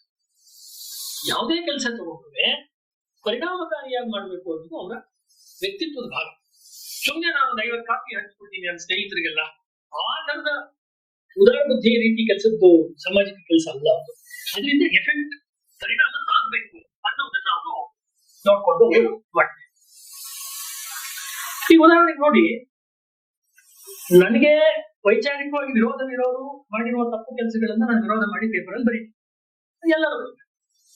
ನನಗೊಬ್ರು ಬೇಕಾಗಿರೋ ವ್ಯಕ್ತಿ ಇದ್ದಾರೆ. ಈ ಉದಾಹರಣೆಗೆ ಮೂಂಜಿಯವರು ತುಂಬಾ ಆತ್ಮೀಯ. ಮೂಂಜಿಯವರು ಏನೋ ಒಂದು ರಾಜಕೀಯವಾಗಿ ಒಂದು ತಪ್ಪು ನಡೆಯನ್ನ ಮಾಡ್ತಾರೆ, ತಪ್ಪು ಹೆಜ್ಜೆ ಇಡ್ತಾರೆ. ಅವಾಗ ಡಾಕ್ಟರ್ ಹೆಡ್ಗೇವಾರ್ ಎಡಿಟರ್ ಆ ಸ್ವಾತಂತ್ರ್ಯ ಪತ್ರಿಕೆ ಏನ್ ಮಾಡ್ತಾರೆ ಅದನ್ನ ನೋಡೋಣ. ಬ್ರಿಟನ್ನಿನ ಪ್ರಧಾನಮಂತ್ರಿ ಭಾರತಕ್ಕೆ ಪ್ರವಾಸಕ್ಕೆ ಬಂದಾಗ ಸೆಂಟ್ರಲ್ ಪ್ರಾವಿನ್ಸ್, ಮಧ್ಯ ಪ್ರಾಂತ್ಯದಲ್ಲಿ ವಿಧಾನ ಪರಿಷತ್, ಅಲ್ಲಿ ಡಾಕ್ಟರ್ ಮೂಂಜಿಯವರು ಈ ರಾಜನನ್ನು ಸ್ವಾಗತ ಮಾಡೋ ರೀತಿಯಲ್ಲಿ ಒಂದು ನಿರ್ಣಯವನ್ನು ಮಂಡಿಸ್ತಾರೆ. ಬ್ರಿಟನ್ನಿನ ಪ್ರಧಾನಮಂತ್ರಿಯನ್ನ ಸ್ವಾಗತ ಮಾಡೋ ರೀತಿ ನಿರ್ಣಯವನ್ನು ಮಂಡಿಸ್ತಾರೆ. ಹಿಂದೂಗಳನ್ನು ಮಿಲಿಟರಿ ರೀತಿ ಬೆಳಿಬೇಕು ಹಿಂದೂ ಸಮಾಜ ಅಂತೆಲ್ಲ ಹೇಳಿದವರು. ಅವರು ಇದನ್ನು ಹೇಳಿದಾಗ ತಮ್ಮ ಪತ್ರಿಕೆ ಸ್ವಾತಂತ್ರ್ಯದ ಸಂಪಾದಕೀಯದಲ್ಲಿ ಡಾಕ್ಟರ್ ಜಿ ಅವರು 1924 ಫೆಬ್ರವರಿ 22ನೇ ತಾರೀಕು ಮೂಂಜೆ ಅವ್ರನ್ನ ಖಂಡಿಸಿ ಸಂಪಾದಕೀಯ, ಅಂದ್ರೆ ನಾವು ಯಾವಾಗ ಬಹಳ ಹೇಳ್ತಾ ಇರ್ತೀವಿ, ರಾಷ್ಟ್ರ ಸರ್ವೋಪರಿ, ರಾಷ್ಟ್ರವೇ ದೊಡ್ಡದು, ಎಲ್ಲಕ್ಕಿಂತ ಎಲ್ಲವನ್ನು ಮೀರಿ, ಪಕ್ಷದ ಭೇದಗಳನ್ನು ಮೀರಿ ಅದನ್ನು ನಾವು ಮೆಚ್ಕೋಬೇಕು, ಅಥವಾ ಪಕ್ಷದ ಭೇದಗಳನ್ನ ಅಥವಾ ಮೋಹಗಳನ್ನು ಮೀರಿ ಅದನ್ನ ಟೀಕೆನೂ ಮಾಡ್ತಾರೆ. ಅದನ್ನು ಅವ್ರು ಮಾಡ್ತಾರೆ. ನಮ್ಮ ಅಭಿಪ್ರಾಯದಂತೆ ಇದು ಸ್ವರಾಜ್ಯ ಪಕ್ಷದ ಘೋಷಿತ ನೀತಿಗೆ ಪೂರ ವಿರುದ್ಧ ಅನ್ನೋ ಮಾತನ್ನು ಇದೇ ಮಾತನ್ನ ಅವರು ಹೇಳ್ತಾರೆ. ಇಂಥ ವಿಚಾರಗಳನ್ನ ನಾವು ಉದ್ದಕ್ಕೂ ಕೂಡ ಅವರ ಪತ್ರಿಕಾ ರಂಗದ ಕೊಡುಗೆಗಳಲ್ಲಿ ನಾವು ನೋಡ್ತೀವಿ. ಯಾಕೆ ಮಾತನ್ನು ಹೇಳಿದೆ? ಸಾಮಾನ್ಯವಾಗಿ RSS ನ ವೈಚಾರಿಕ ಕಥೆಯನ್ನು ಕಥನವನ್ನು ಬರೀಬೇಕಾದ್ರೆ ಯಾರೇ RSS ನ ಪತ್ರಿಕಾ ಇತಿಹಾಸವನ್ನು ಹೇಳ್ಬೇಕಾದ್ರೆ ಕರ್ನಾಟಕದ ಮಟ್ಟಿಗೆ ವಿಕ್ರಮದಿಂದಲೋ ಹಿಂದಿನಲ್ಲಿ ಪಾಂಚಜನ್ಯ ಅಥವಾ ಇಂಗ್ಲಿಷ್ ನಲ್ಲಿ ಆರ್ಗನೈಸರ್ ಇಂದಲೂ ಶುರು ಮಾಡುತ್ತೆ. ಇದು ಸ್ವಾತಂತ್ರ್ಯ ನಂತರದ ಘಟನೆಗಳಿವೆಲ್ಲ ಅಲ್ವಾ? ಸ್ವಾತಂತ್ರ್ಯ ನಂತರದಲ್ಲಿ ಈ 3 ಪತ್ರಿಕೆಗಳು ನಾನು ಯಾವ್ದು ಹೇಳಿದೆ ಅದು ಆರಂಭ ಆಗಿದ್ದು 47 ನಾನಿಂದ ಹೇಳ್ತಾ ಇರೋದು 23-24 as doctor Hedgewar is the founder of RSS. ಅದು ಅವ್ರು ಕೊಟ್ಟಿರ್ತಾರೆ, ಬೇರೆ ವಿಷಯ. ಸಂಘಸ್ಥಾಪಕರು ಅವರು ಜರ್ನಲಿಸಂಗೆ, ಈ ರಾಷ್ಟ್ರೀಯ ವಿಚಾರದ ಜರ್ನಲಿಸಂಗೆ ಬೇಕಾದಂತಹ ಒಂದು ಹೆದ್ದಾರಿಯನ್ನು ಕೂಡ ತಾವೇ ಬರೆದು ಪ್ರಿಂಟ್ ಮಾಡಿ ಬಂಡಲ್ ಕಟ್ಟಿ ಹೊತ್ಕೊಂಡು ಹೋಗಿ ಎಲ್ಲಿಗೆ ತಲುಪಿಸ್ಬೇಕೋ ತಲುಪಿಸಿ ಅದು ಮಾಡಿದ್ದಾರೆ. ಅಂದ್ರೆ ಅವ್ರದ್ದು ಕಾರ್ಯ ಮಾಡ್ತಾ ಹೋಗೋದು. ಇದು ಅವರ ತುಂಬಾ ಇಂಪಾರ್ಟೆಂಟ್ ಆದಂತ ಒಂದು ವಿಚಾರ. ರಾಜಕೀಯ ವಿಚಾರದಲ್ಲಿ ಪ್ರಾರಂಭದಿಂದ ಹಿಡಿದು ಕೊನೆಯ ತನಕ ಅವರಿಗೆ ಸ್ಪಷ್ಟವಾದ ಅಭಿಪ್ರಾಯ ಇತ್ತು, ಮತ್ತು ಅದು ಕೆಲವೊಮ್ಮೆ ಗಾಂಧೀಜಿಯವರ ಅಭಿಪ್ರಾಯದಿಂದ ಮ್ಯಾಚು ಸಾಧ್ಯ ಅನ್ನೋದು ನಾವು ಹೇಳ್ತೀವಿ. ಉದಾಹರಣೆಗೆ ಭಾರತಕ್ಕೆ ಸ್ವಾತಂತ್ರ್ಯ ಬರಬೇಕಾದ್ರೆ ಸಂಪೂರ್ಣ ಸ್ವರಾಜ್ಯ ಬೇಕು ಅಂತ ಸಾವರ್ಕರ್ ಅವರು ಹೇಳಿದ್ರು, ಡಾಕ್ಟರ್ ಹೆಡ್ಗೇವಾರ್ ಹೇಳಿದ್ರು, ಮತ್ತೆ ನೇತಾಜಿ ಅವರು ಹೇಳಿದ್ರು. ಅಂದ್ರೆ ಡೊಮಿನಿಯನ್ ಸ್ಟೇಟಸ್ ಬರಬಾರ್ದು, ಸಾಮ್ರಾಜ್ಯದ ಅಂತರ್ಗತವಾಗಿರುವ ಸ್ವಾತಂತ್ರ್ಯ ಬೇಡ. ಗಾಂಧೀಜಿಯವರು ಕೊನೆಯ ದಿವಸದ ತನಕ ಡೊಮಿನಿಯನ್ ಸ್ಟೇಟಸ್ ನೇ ಎತ್ತಿಡ್ತಿದ್ರು ಗಾಂಧೀಜಿಯವರು. ತಮಾಷೆಯಿಂದ ಅರವಿಂದ್ರು ಎತ್ತಿಡ್ತಿದ್ರು, ಅರವಿಂದ್ರು ಡೊಮಿನಿಯನ್ ಸ್ಟೇಟಸ್ ಬಹಳ ಆಶ್ಚರ್ಯ. ನನ್ಸಲ್ಲ ಅರವಿಂದ್ರ ವೈಚಾರಿಕ ಹಿನ್ನೆಲೆ ನೋಡಿದ್ರೆ ನಾವು ಹೇಳೋದು ಅನ್ಸುತ್ತೆ. ಅರವಿಂದ್ರ ಅವ್ರದೇನಂದ್ರೆ ಎಷ್ಟು ಬರುತ್ತೋ ಅಷ್ಟು ತಗೊಂಡ್ಬಿಡೋಣ, ಆಮೇಲೆ ನೋಡ್ಕೊಳ್ಳೋದು ಬಿಟ್ಟಿ ಅಂತ ಅವ್ರ ಲೆಕ್ಕದಲ್ಲಿ ಬರ್ತೀರ. ಅರವಿಂದ್ ಮಿಷನ್ ಡೆನಿನೋ ಎಡಿಟ್ ಮಾಡಿರೋ ಇಂಡಿಯಾ ಇದೆ.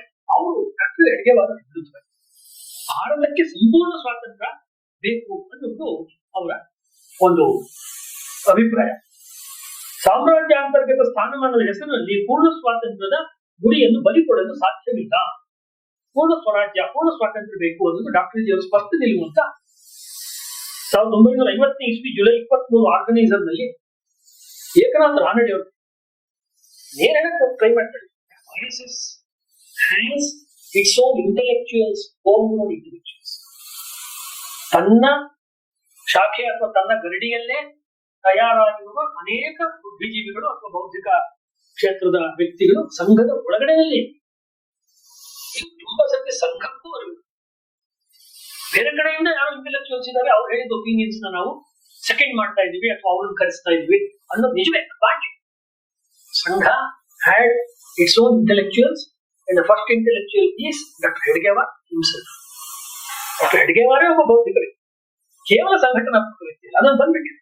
ಅದೊಂದು ಬಹಳ ಪಾಪ್ಯುಲರ್ ಆಗಿರೋ ತಪ್ಪು ಅಭಿಪ್ರಾಯ ಎರಡೂ ಕಡೆಯಿಂದ, ಸಂಘದ ವಲಯದ ಒಳಗಡೆಯಿಂದ ಬಂದಿದೆ.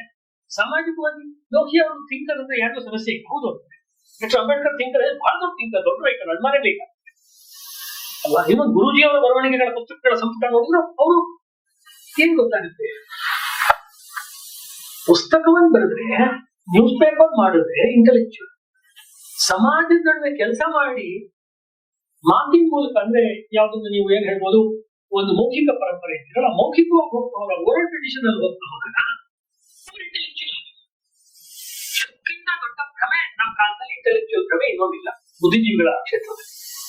ನಮ್ಮ ದೇಶದಲ್ಲಿ ಮಂಟೇಸ್ವಾಮಿ, ಮಲೆಮಹದೇಶ್ವರದಿಂದ ಹಿಡಿದು ಅಥವಾ ಡಪ್ಪಿನ ಪದದಿಂದ ಹಿಡಿದು ಕರ್ನಾಟಕದಲ್ಲಿ ಅಥವಾ ಹರಿಕತೆಯಿಂದ ಹಿಡಿದು ಒಂದು ಮಾತುಗಾರಿಕೆ ಜಗತ್ತಿದೆ. ಇನ್ನೊಂದು ಕಾವ್ಯವನ್ನು, ಶಾಸ್ತ್ರವನ್ನು ಬರೆದು ದೇವಸ್ಥಾನದಲ್ಲೋ ಮಠದಲ್ಲೋ ಅಥವಾ ಇವತ್ತಿನ ಕಾಲದಲ್ಲಿ ಯೂನಿವರ್ಸಿಟಿಲೋ ಸ್ಕೂಲ್ನಲ್ಲೋ ಪಾಠ ಮಾಡುವ, ಬರೆಯುವ ಒಂದು ಪದ್ಧತಿ ಇದೆ. ಬರೆಯೋರು ಓದೋರೇ ಇಂಟೆಲೆಕ್ಚುಯಲ್ಸ್ ಅಂತ ನಮ್ಗೆ ಹೇಳಿದ್ರು. ಇದು ಬ್ರಿಟಿಷರ ಕಾಲದಲ್ಲಿ ಬಂದಿರೋ ಒಂದು ಹುಚ್ಚಾಟ. ಇವ್ರು ಬರೆದ್ರು ಹಂಗಾಗಿ ಅವ್ರು ಇಂಟೆಲೆಕ್ಚುಯಲ್. ಅವ್ರು ಸಂಘದಲ್ಲಿ ಅನೇಕರ ಜೊತೆ ನಾನು ಚರ್ಚೆ ಮಾಡಿದ್ದೀನಿ, ಜಗಳ ಮಾಡಿದ್ದೀನಿ. ಏನು ಬರದೇ ಇಲ್ವಲ್ಲ, ಏನ್ ದಾಖಲೆ ಇಲ್ವಲ್ಲ. ಅವ್ರು 100 ವರ್ಷದ ತನಕ ಆರ್ಗನೈಸೇಷನ್ ಮಾಡಿದ್ರಲ್ಲ, ಅದು ಬುಕ್ ಅಲ್ವಾ. ಡಾಕ್ಟರ್ ಜಿ ಅವ್ರು ಬರೆಯಬಹುದಾಗಿತ್ತು ಅತ್ಯುತ್ತಮವಾದ ಪುಸ್ತಕ ಸಂಘದ ಸಂಘ ಇಟ್ಸ್ ಬುಕ್, ಓಪನ್ ಬುಕ್. ಇದು ಬರೀತಾ ಇದು ಪುಟಗಳು ಸೇರ್ಕೊಳ್ತಾ ಇದೆ. ರಾಜು ಮಲ್ಲೋತ್ರ ಹೇಳುವಂತೆ ಇಸ್ ಓಪನ್ ಆರ್ಟಿಕಲ್ಸ್. ಮೂಲ ವಿಚಾರಕ್ಕೆ ಭಂಗ ಬರದಂತೆ, ಮೂಲ ಸ್ಟ್ರಕ್ಚರ್ಗೆ ಭಂಗ ಬರದಂತೆ ವಿಸ್ತಾರ ಮಾಡ್ತಾನೆ ಹೋಗ್ತೇವೆ. ಹಾಗಾದ್ರೆ ಅವ್ರು ಹಾಕಿರೋ ಅಡಿಪಾಯ ಗಟ್ಟಿ ಇರ್ಬೇಕು. ಆ ಅಡಿಪಾಯ ಹಾಕಿರೋ ವ್ಯಕ್ತಿ ಬುದ್ಧಿವಂತ ಅಲ್ಲ ಅಂತ ನಾವು ಹೆಂಗ್ ಹೇಳಕ್ಕಾಗುತ್ತೆ? ನಮ್ದಿದು ವೆಸ್ಟರ್ನ್ ಮೋಷನ್.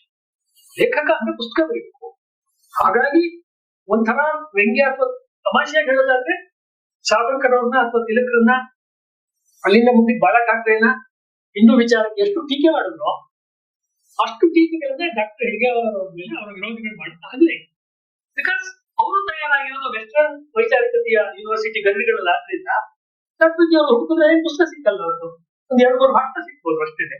ಒಂದೊಂದು ಪಾತ್ರೆಯ ಅಂತ ಒಂದು ಚಿಕ್ಕದೊಂದು ಪುಸ್ತಕ ಬಂದಿತ್ತು, ಇನ್ನೊಂದು ಸಣ್ಣ ಪುಸ್ತಕ ಅಷ್ಟೇ. ಅದ್ರಲ್ಲಿ ಸಿಕ್ಕೋದು ಕೆಲವು ಭಾಷೆಗಳು.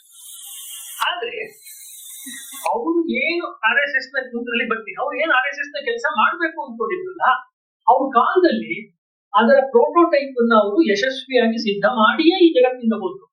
Which with due respect doctor Ambedkar ಮಾಡಕ್ ಆಗ್ಲಿಲ್ಲ, ವಿತ್ ಡ್ಯೂ ರೆಸ್ಪೆಕ್ಟ್ ಲೋಹಿ ಅವ್ರು ಮಾಡಕ್ ಆಗ್ಲಿಲ್ಲ, ಕಮ್ಯುನಿಸ್ಟ್ರು ಅದನ್ನ ಮಾಡಕ್ ಆಗ್ಲಿಲ್ಲ ನಮ್ಮ ದೇಶದಲ್ಲಾಗ್ಲಿ ಜಗತ್ತಲ್ಲ.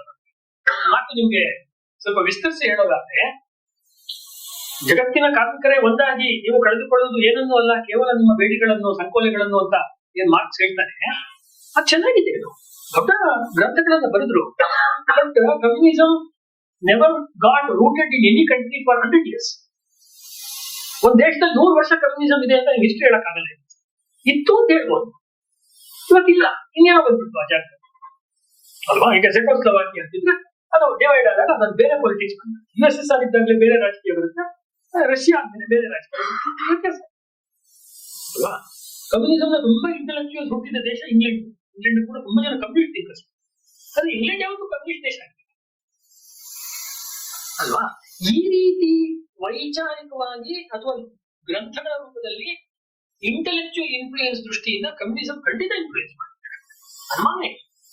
ಆಲ್ಮೋಸ್ಟ್ RSS ಹುಟ್ಟಿದ್ದು 25ರಲ್ಲಿ, ಕಮ್ಯುನಿಸಂ ಭಾರತದಲ್ಲಿ ಶುರುವಾಗಿ 25. ಅದು ಒಂದು. ಎರಡನೇದು, ರಾಜಕೀಯವಾಗಿ ಬದಲಾವಣೆ ಮಾಡಬೇಕು ಅಂತ ಮುಸ್ಲಿಂ ಲೀಗು ಅಥವಾ ಕಾಂಗ್ರೆಸ್ ಅಥವಾ ಬೇರೆ ಬೇರೆ ಗುಂಪುಗಳು ಏನ್ ಪ್ರಯತ್ನ ಮಾಡಿದ್ರು, ಪ್ರಾರಂಭದಲ್ಲಿ ಅವ್ರು ಏನ್ ಹೇಳ್ತಿರ್ತಾರೋ ಕಾಲಕ್ರಮದಲ್ಲಿ ತಮ್ಮ ರಾಜಕೀಯದ ಒಂದು ಛವಿ, ರಾಜಕೀಯದ ಪ್ರಭಾವಳಿಯನ್ನು ಉಳಿಸ್ಕೋಬೇಕು ಅಂದ್ರೆ ಮೂಲ ಸಿದ್ಧಾಂತವನ್ನೇ ಅವರು ಬಲಿ ಕೊಡ್ಲೇಬೇಕು. ಎನಿ ಪೊಲಿಟಿಕಲ್ ಪಾರ್ಟಿ ಯಾವಾಗ ಅದು ರಾಜಕೀಯ ಕ್ಷೇತ್ರದಲ್ಲಿ ಕೆಲಸ ಮಾಡಿ, ಉದಾಹರಣೆಗೆ ಹಸೂಕರು ಸ್ವಾತಂತ್ರ್ಯ ನಂತರದಲ್ಲಿ ಪಕ್ಕ ಹಿಂದೂಗಳ ಸಂಕೇತ, ಭಾರತೀಯ ಸಂಕೇತ, ಕಾಂಗ್ರೆಸ್ನ ಸಿಂಬಲ್ ಆಗಿದೆ ಅಲ್ವಾ. ಇವರು ಜನಸಂಘದ ಒಂದು ದೀಪ ಇದೆ, ಸಿಂಗಲ್ ದೀಪ. ಆಮೇಲೆ ಕಾಲ ನಂತರದಲ್ಲಿ ಇಂದಿರಾ ಗಾಂಧಿ ಅವರ ಕಾಲದಲ್ಲಿ ಇಂಟ್ಯಾಕ್ಟ್ ಇತ್ಯಾದಿ ಗಲಾಟೆಗಳೆಲ್ಲ ಆದ್ಮೇಲೆ ಕೈ ಹಸ್ತಕ್ಕೆ ಮತ ದೇಶಕ್ಕೆ ಹಿತ ಅಂತ ಒಂದು ಕಳಿಸ್ಕೊಡ್ತೀವಿ. ಹಸ್ತ ಬಂದ್ಬಿಟ್ಟಿಲ್ಲ, ಬದಲಾವಣೆ. ಇನ್ನೊಂದು ಯಾವುದೋ ಗುಂಪಿನಲ್ಲಿ ಅವ್ರು ಇನ್ನೇನೋ ಒಂದು ಹೇಳ್ತಿರ್ತಾರೆ, ಕಾಲಾನುಕ್ರಮದಲ್ಲಿ ಅದು ಬದಲಾವಣೆ. ಯಾಕಂದ್ರೆ ಸಮಾಜದಲ್ಲಿ ಬದಲಾವಣೆ ಆಗ್ಬೇಕಾದ್ರೆ ರಾಜಕೀಯದಿಂದ ಬದಲಾವಣೆ ಆಗುತ್ತೆ ಅನ್ನುವಂತ ಒಂದು ನಂಬಿಕೆ ವ್ಯಾಪಕವಾಗಿ ಒಂದು 100 ವರ್ಷದಲ್ಲಿ ಹುಟ್ಟುಕೊಡ್ತದೆ. ಇದು ಆ ಕಾಲದಲ್ಲಿದ್ದಂತ ಒಂದು ವೈಚಾರಿಕ ಪ್ರಚಂಡ ಪ್ರವಾಹ. ಮುಸ್ಲಿಂ ಲೀಗ್ ಅನ್ನಿಸ್ತಾ ಇತ್ತು ಪೊಲಿಟಿಕಲಿ ಚೇಂಜ್ ಮಾಡ್ಬೇಕು ನಮ್ಮ ದೇಶ. ಹಿಂದೂ ಮಹಾಸಭಾಗ ಅನ್ನಿಸ್ತಾ ಇತ್ತು. Hindu Mahasabha basically political party, ಹಿಂದೂಗಳಿಗೆ ರಾಜಕೀಯ ಪ್ರಾತಿನಿಧ್ಯ ಕೊಡಬೇಕು ಅಂತ ಮಾಳವೀಯ ಕಾಲದಿಂದ ಬಂದು ಆಮೇಲೆ ಸಾವರ್ಕರ್ ಅವರು ಅನೇಕ ವರ್ಷಗಳ ಕಾಲ ಅಧ್ಯಕ್ಷರಾಗಿ ಪೊಲಿಟಿಕಲಿ ಲೋಕಸಭಾದಲ್ಲಿ, ರಾಜ್ಯಸಭಾದಲ್ಲಿ ಅಥವಾ ವಿಧಾನಮಂಡಲದಲ್ಲಿ ನಮ್ಮ ಛಾಪ್ ಇರ್ಬೇಕು ಅಂತ ಬಂದು ಪೊಲಿಟಿಕಲ್. ಕಾಂಗ್ರೆಸ್ ಅದೇ, ಕಮ್ಯುನಿಸ್ಟ್ ಅಂತೂ ಅದೇ ಅಧಿಕಾರವನ್ನ ನಾವು ಹಿಡಿದ್ರೆ ಬದಲಾವಣೆ ಮಾಡಕ್ ಸಾಧ್ಯ. ಅಂದ್ರೆ social reformation and economic reformation is possible and only possible on the Dias of politics. ರಾಜಕೀಯಕ್ಕೆ ಹೋದ್ರೆ ಉದ್ಧಾರ ಸಾಧ್ಯ ಇಲ್ಲ. ಇದು ಆ ಕಾಲದಿಂದ ಹಿಡಿದು ದೀರ್ಘಕಾಲದ ತನಕ ನಡ್ಕೊಂಡು ಬಂದಿರುವಂತಹ ಒಂದು ವೈಚಾರಿಕ ಪ್ರವಾಹ. ರಾಜಕೀಯದಲ್ಲಿ ಇದೆ, ಸಮಾಜದಲ್ಲಿ ಇದೆ, ಎಲ್ಲ ಕಡೆ. ಡಾಕ್ಟರ್ ಹೆಡ್ಗೇವಾರ್ ಅವತ್ತಿನಿಂದ ಅವರ ದೇಹ ಬಿಡೋ ತನಕ ಎಂದೂ ಕೂಡ ಈ ವಿಚಾರಧಾರೆಯನ್ನು ಅವರು ಪುರಸ್ಕರಿಸ್ತಾರೆ. ಪೊಲಿಟಿಕಲ್ ಅಥವಾ ಪೊಲಿಟಿಕಲ್ ಪವರ್ ಅಥವಾ ಪೊಲಿಟಿಕಲ್ ಒಂದು ವೇ ಅದು ರಾಷ್ಟ್ರದ ಹಿತಕ್ಕೆ ಅಂತಿಮವಾಗಿ ಒಳ್ಳೆಯದನ್ನು ಮಾಡುತ್ತೆ ಅಂತ ಹೇಳಕ್ ಆಗಲ್ಲ. ಮಾಡ್ಬೋದು, ತಾತ್ಕಾಲಿಕವಾಗಿ ಮಾಡದೇ ಇರ್ಬೋದು, ಮಾಡದೇ ಇರೋ ಉದಾಹರಣೆಗಳಿದೆ. ಅಂದ್ರೆ ನಾನು ನಿಮ್ಗೆ ಹೇಳ್ತಾ ಇರೋದು, ಅವರಿಗೆ ಅಂತಾರಾಷ್ಟ್ರೀಯ ರಾಜಕೀಯ ಎಷ್ಟು ಗೊತ್ತಿತ್ತು ನಿಮ್ ಗಮನ. He knew in and out of European history. He knew in and out of American and China history. ಆ ಬರವಣಿಗೆ ಇಲ್ಲ. ಹೆಂಗಿದೆ ಅಂದ್ರೆ, ರಷ್ಯಾ ಚೀನಾದಲ್ಲಿ ಒಬ್ಬ ದೊಡ್ಡ ಫಿಲಾಸಫರ್, ಅವ್ರ ಹೆಸರು ಲಾವೋಟೆ ಅಂತ ಹೇಳ್ತಾರೆ. ಲಾವೋಟೆ ಜನಗಳ ನಡುವೆ ಓಡಾಡ್ಕೊಂಡು ಇವತ್ತೇ ಪೀಪಲ್ಸ್ ಫಿಲಾಸಫರ್, ಬೇರ್ ಫೋಟೆಡ್ ಫಿಲಾಸಫರ್ ಅಂತ ಸಾಕ್ರೆಟಿಸ್ ಇದ್ನಲ್ಲ, ಹಾಗೆ ಬರಿಗಾಲಿನ ತತ್ವಜ್ಞ. ಸುಮ್ಮನೆ ಓಡಾಡ್ಕೊಂಡಿದ್ದು ದೂರ ಅಷ್ಟೇ. ಎಲ್ಲರ ಮನೆಗೆ ಹೋಗುದು, ಹಾಲು ಕುಡಿಯೋದು, ಚಾ ಕುಡಿಯೋದು, ಕಬಡ್ಡಿ ಆಡೋದು, ಸೈಕಲ್ ತಗೊಂಡೆಲ್ಲ ಹೋಗೋದು, ಊರು ಸುತ್ತಕೊಂಡು RSS ಶಾಖೆ ಮಾಡೋದು, ಜನಗಳ ಕಷ್ಟ ಸುಖಗಳಿಗೆ ಕಾರ್ಯಕರ್ತರ ಕಷ್ಟ ಸುಖಗಳಿಗೆ ಸ್ಪಂದಿಸೋದು. ಯಾರೋ ಒಬ್ಬ ಅವರ ಹಳೆಯ ಕ್ರಾಂತಿಕಾರಿ ಮಿತ್ರ ಯಾವ್ದೋ ದೂರದ ಹಳ್ಳಿನಲ್ಲಿ ಜ್ವರ ಮಲಗಿದ್ದಾನೆ ಅಂದ್ರೆ ಬಿಡೋ ಬಿಟ್ಟು 3 ದಿವಸ ಅವನಿಗೆ ಸೇವೆ ಮಾಡೋದು. ಈ ರೀತಿ ಕೆಲಸಗಳನ್ನೆಲ್ಲ ಅವರು ಮಾಡ್ಕೊಂಡು ಅದರಲ್ಲೇ ಅವರಿಗೆ ಸಾರ್ಥಕತೆ ಕಾಣಿಸ್ತಾ ಇದೆ. ಇದಕ್ಕೇನು ಡಾಕ್ಯುಮೆಂಟ್ ಇಲ್ಲ. ಅದೇ ಏನಪ್ಪಾ ಇದಕ್ಕೆ ಡೈರೆಕ್ಟ್ ಆಗಿ ಏನು ಪರಿಣಾಮ ಇಲ್ಲ. ಉದಾಹರಣೆಗೆ ನೋಡಿ, ಕಾಂಗ್ರೆಸ್ ನಲ್ಲಿ ಆ ಕಾಲದಲ್ಲಿ ಒಬ್ಬ ಅಭ್ಯಂಕರ್ ಇರುತ್ತೆ, ಅಭ್ಯಂಕರ್. ಯಾರೋ ಒಬ್ಬ ಇವರ ಇನ್ನೊಬ್ಬ ಸ್ನೇಹಿತನಿಗೆ ಎಷ್ಟೋ ದುಡ್ಡು ಸಾಲ ಬೇಕಾಗಿತ್ತು. ಸರಿ, ಏನು ಅಭ್ಯಂಕರ್ಗೂ ಸ್ವಲ್ಪ ದುಡ್ಡಿದೆ ಅಂತ ಗೊತ್ತಿತ್ತು. ಮಧ್ಯರಾತ್ರಿ ಹೋಗಿ ಡಾಕ್ಟರ್ ಹೆಡ್ಗೇವಾರ್ ಅವರು ಅಭ್ಯಂಕರ್ ಮನೆ ಮಾಡಿದ್ರು ಬಾಗಿಲು. ಅಭ್ಯಂಕರ್ ಬಂದು, ಏನ್ ಇಷ್ಟೊತ್ತಲ್ಲಿ ಬಂದಿದ್ದಲ್ಲ ಡಾಕ್ಟರ್ ಸಾಹೇಬ್ರೆ, ನಂಗೊಂದಿಷ್ಟು ಸಾವಿರ ದುಡ್ಡು ಬೇಕಿತ್ತು, ಬೇಕಾದ್ರೆ ನೀವು ಒಂದು ಪ್ರಾಮಿಸರಿ ನೋಟಿಸ್ ಕೊಟ್ಟರೆ ನಾನು ಸೈನ್ ಮಾಡ್ಕೊಡ್ತೀನಿ ಕಾಗದ ಮೇಲೆ. ಡಾಕ್ಟರ್ ಹೆಡ್ಗೇವಾರ್ ಅವರಿಂದ ನಾನು ಸೈನ್ ಹಾಕ್ಸ್ಕೊಳ್ಳೋಷ್ಟು ಮೂರ್ಖನ ಅಂತ. ಅವ್ರಿಗೆ ಒಂದು ಐಡಿಯಾಲಜಿನೇ ಬೇರೆ, ಐಡಿಯಾಲಜಿ ಗೊತ್ತಿದೆ. ಅಂದ್ರೆ ಅವರ ಒಪ್ಪು ಬಳಕೆ ಸಮಾಜದ ಎಲ್ಲ ಜನವರ್ಗಗಳಲ್ಲಿತ್ತು, ಮುಸ್ಲಿಮರು ಸೇರಿದ್ರು. ಡಾಕ್ಟರ್ ಹೆಡ್ಗೇವಾರ್ ಡಾಕ್ಯುಮೆಂಟ್ ಆಗಿರುವಂತ ಹಿಸ್ಟ್ರಿನಲ್ಲಿ. ಅಂದ್ರೆ ಅವರು ಅಲ್ಲೇನೋ ರಾಜಿ ಮಾಡ್ಕೊಂತಿದ್ರು ಅಂತಲ್ಲ, ಹಿಂದೂ ರಾಷ್ಟ್ರದ ಬಗ್ಗೆ ಹೋಗೋರಲ್ಲಿ ತೇಲಿಸಿ ಹೇಳ್ತಾ ಇದ್ರು ಅಂತಲ್ಲ, ಅವ್ರು ಹೇಳೋದೇ. ಆದ್ರೆ ಅವ್ರ ಜೊತೆ ಆ ಸ್ನೇಹವನ್ನು ಅವರು ಅದೇ ರೀತಿಯಲ್ಲಿ ಇಟ್ಕೊಂಡಿದ್ರು. ಈ ಹಿನ್ನೆಲೆ ಇದೆಯಲ್ವಾ, ಡಾಕ್ಟರ್ ಹೆಡ್ಗೇವಾರ್ ಅವರು ಮಾಡಿದ್ದು ಏನು ಅಂತ ಹೇಳಿದ್ರೆ, ಗ್ರಂಥಗಳನ್ನು ಬರೆದ್ರೇನೆ ಇಂಟೆಲೆಕ್ಚುಯಲ್ ಆಗ್ತಾರೆ, ಅಥವಾ ಗ್ರಂಥಗಳನ್ನು ಬರೆದ್ರೆ, ಪೇಪರ್ಗಳನ್ನು ಮಾಡಿದ್ರೆ, ಠರಾವುಗಳನ್ನ, ನಿರ್ಣಯಗಳನ್ನ ಸ್ವೀಕಾರ ಮಾಡಿದ್ರೆ ಒಂದ್ ಕೆಲಸ ಯಶಸ್ವಿ ಆಗುತ್ತೆ ಅಂತ ಸಂಘದಲ್ಲಿ ಹಿರಿಯರು ಒಬ್ರು ಮೈಜಾ ಜಯದೇವ್ ಎಲ್ರಿಗೂ ಅನೇಕರಿಗೆ ಗೊತ್ತಿದೆ. ಅವ್ರು ಅನೇಕ ಸತಿ ಹೇಳ್ತಾ ಇದ್ದು, ಒಂದು ಮೀಟಿಂಗ್ ಅಥವಾ ಬೈಠಕ್ ತುಂಬಾ ಸಕ್ಸಸ್ಫುಲ್ ಆಯ್ತು ಅಂತ ಹೇಳಿದ್ರೆ ಅಲ್ಲಿ ತಗೊಂಡ ನಿರ್ಣಯ ಎಲ್ಲ ಇಂಪ್ಲಿಮೆಂಟ್ ಆಗ್ಬಿಟ್ಟಿದೆ ಅಂತ. ಅದಕ್ಕೋಸ್ಕರ ಅದನ್ನ ಕಟ್ಟಬಿಡ್ಬೇಕಾಗ್ತದೆ. ಈ ಅರಿವು, ಯಾಕೆಂದ್ರೆ ಅದಕ್ಕೆ ವಿರುದ್ಧವಾಗಿ ಕಾಂಗ್ರೆಸ್ನ ವಾರ್ಷಿಕ ಅಧಿವೇಶನಗಳಲ್ಲಿ ಮತ್ತು ನಮ್ಮ ಈಗಿನ ಕನ್ನಡ ಸಾಹಿತ್ಯ ಪರಿಷತ್ತಿನ ಅಧಿವೇಶನಗಳನ್ನು ನೋಡಿದಾಗ ಪ್ರತಿ ವರ್ಷ ನಿರ್ಣಯ ಮಾಡ್ತಾರೆ. ಕನ್ನಡ ಪ್ರಾಥಮಿಕ ಶಿಕ್ಷಣ ಕನ್ನಡದಲ್ಲಿ ಆಗ್ಬೇಕು ಪ್ರತಿ ರೀತಿ ಹೇಳ್ತಾರೆ. ಎಲ್ಲ ಶಾಲೆಗಳು ಮುಗಿಸ್ಕೊಂಡು ಬರ್ತಿರ್ತಾರೆ. ಈ ಕಡೆ ನೋಡಿದಾಗ ವೇದಿಕೆ ಮೇಲೆ ಠರಾವುಗಳನ್ನು ಮಂಡಿಸೋದ್ರಿಂದ ಸಮಾಜದಲ್ಲಿ ಬದಲಾವಣೆ ಸಾಧ್ಯ ಆಗೋದಿಲ್ಲ. ಮಾಸ್ ಮೂವ್ಮೆಂಟ್ಗಳಿಂದ ಬದಲಾವಣೆ ಆಗತ್ತೆ, ಖಂಡಿತ ಆಗತ್ತೆ, ಆದ್ರೆ ಅದು ತಾತ್ಕಾಲಿಕವಾಗಿ ಆಗೋದಕ್ಕೆ ಸಾಧ್ಯ ಇದೆ. ಅಂದ್ರೆ ಇವ್ರಿಗಿಂತ ಮುಂಚೆ ಬಂದು ಈ ಪ್ರಪಂಚಕ್ಕೆ ಕೊಡುಗೆಗಳನ್ನು ಕೊಟ್ಟಂತ ವಿವೇಕಾನಂದರು, ಬಿಪಿನ್ ಚಂದ್ರಪಾಲ್, ಲೋಕಮಾನ್ಯ ತಿಲಕರು, ಬಂಕಿಂ ಚಂದ್ರ ಚಟ್ಟೋಪಾಧ್ಯಾಯರು, ಮಹರ್ಷಿ ಅರವಿಂದರು, ಅವರೆಲ್ಲರ ವಿಚಾರಗಳ ಪ್ರಭಾವ ಇವ್ರಿಗೆ ಖಂಡಿತ ಇದೆ. ಆದರೆ ಯಾವುದೇ ಒಬ್ಬನ ಅಥವಾ ಒಬ್ಬ ವ್ಯಕ್ತಿಯ ವಿಚಾರದ ಹಿಂದೆ ಕೈಟ್ ಅಂತ ಹೇಳ್ತೀವಲ್ಲ, ಪಂಥದ ಹಿಂದೆ ಹೋಗಿ ಅಥವಾ ತಮ್ಮದೇ ಆಗಿರುವಂತಹ ಒಂದು ಹೆಡ್ಗೆವಾರಿಸಂ, ಹೆಡ್ಗೆವಾರರ ಒಂದು ಪಂಥ ಅಂತನೂ ಕಠಿಣ. ಇದು ಬಹಳ ಅವರ ಸಾಂಸ್ಕೃತಿಕ ಕಥನ ಏನು ಅಂದ್ರೆ, ಭಾರತದಲ್ಲಿ ನಾವು ವ್ಯಕ್ತಿ ಪೂಜೆಯನ್ನು ಮಾಡಬಾರ್ದು, ವ್ಯಕ್ತಿವಾದವನ್ನು ಮಾಡಬಾರ್ದು. 2014 ಮೋದಿಯವರು ಬಂದಾಗ ಬಹಳ ದೊಡ್ಡ ಚರ್ಚೆ ನಡೆದಿದ್ದೇನೆ. ವ್ಯಕ್ತಿ ಪೂಜೆ ಮಾಡ್ಬೇಕಾ ಮಾಡ್ಬಾರ್ದು ಅನ್ನೋದು ಎರಡು ಗುಂಪಿದೆ ಇವಾಗ. ಅದೇನೇ ಇಟ್ಕೊಳ್ಳಿ, ನಾವು ಡಾಕ್ಟರ್ ಜಿ ಬಗ್ಗೆ ಹೇಳ್ತಿರೋದ್ರಿಂದ ಅದನ್ನ ಆ ಪರ್ಸ್ಪೆಕ್ಟಿವ್ ಅಲ್ಲಿ ಹೇಳ್ತಾ ಇದ್ದೀನಿ ಅಷ್ಟೇ. ಅದ್ರಲ್ಲಿ ನಾನು ಸರಿ ತಪ್ಪು ಅಂತ ಏನು ಹೇಳೋದಕ್ಕೆ ನಾನು ಹೋಗ್ತಾ ಇಲ್ಲ. ಆ ರೀತಿ ಬಂತು. ಹೀಗಾಗಿ ಅವ್ರು ಯಾವಾಗ RSS ಸ್ಥಾಪನೆ ಮಾಡಿದ್ರು, ವೆರಿ ಕಾಶಿಯಸ್. ಅದರ ಮೊದಲನೇ ದಿವಸದಿಂದ ಇವರೇ ಫೌಂಡರು, ಇವರೇ ಅದರ ಸರಸಂಘ ಚಾಲಕ, ಈ ಥರದ್ದು ಏನು ಇರಲೇ ಇಲ್ಲ. ನಾವು ಶಾಖೆಯನ್ನು ಮಾಡ್ತೀವಿ RSS ನಲ್ಲಿ, ಅಲ್ಲಿ ಒಂದು ನಾವು ಧ್ವಜವನ್ನ ಇಡ್ತೀವಿ. ಅವ್ರು ಯಾವಾಗ ಮೊದಲನೇ ಬಾರಿಗೆ ಅವರು ಗುರುದಕ್ಷಿಣೆಯನ್ನ ಕೆಲವು ವರ್ಷಗಳ ನಂತರದಲ್ಲಿ ಶುರು ಮಾಡಿದ್ರು, ಗುರುಪೂಜಾ ಉತ್ಸವದಲ್ಲಿ, ಇಂದ ವರ್ಷಕ್ಕೊಂದ್ಸತಿ ಬರುವಂತಹ ಹುಣ್ಣಿಮೆನಲ್ಲಿ ಗುರುವಿಗೆ ನಮ್ಮ ಸಮರ್ಪಣೆ ಅಂತಾಗ ಆ ಕಾಲದ ಡಾಕ್ಯುಮೆಂಟ್ಸ್ ಅಲ್ಲಿ ಇದೆ. ತುಂಬಾ ಜನ ಅನ್ಕೊಂಡಿದ್ದು ಇವತ್ತು ಡಾಕ್ಟರ್ ಜಿ ಅವರಿಗೆ ನಾವು ಅರ್ಪಣೆ ಮಾಡುದು, ಅವರೇ ನಮ್ಮ ಗುರುಗಳು. ಈ ಸ್ಥಾಪನೆ ಮಾಡಿದ್ರಲ್ಲಿ ಬಹಳ ಮುಖ್ಯ ಪಾತ್ರ ಅವ್ರಿಗೆ, ಅವರೇ ಈಸ್ ದಿ ಹೆಡ್, ಅವ್ರಿಗೆ ಮಾಡೋದು. ಅವರು ಒಂದು ಕೇಸರಿ ಧ್ವಜ ಬಾವುಟವನ್ನು ಇಟ್ಟು, ಇದೇ ನಮ್ಮ ಗುರು, ಭಗವಾನ್ ಧ್ವಜನೇ ನಮ್ಗೆ.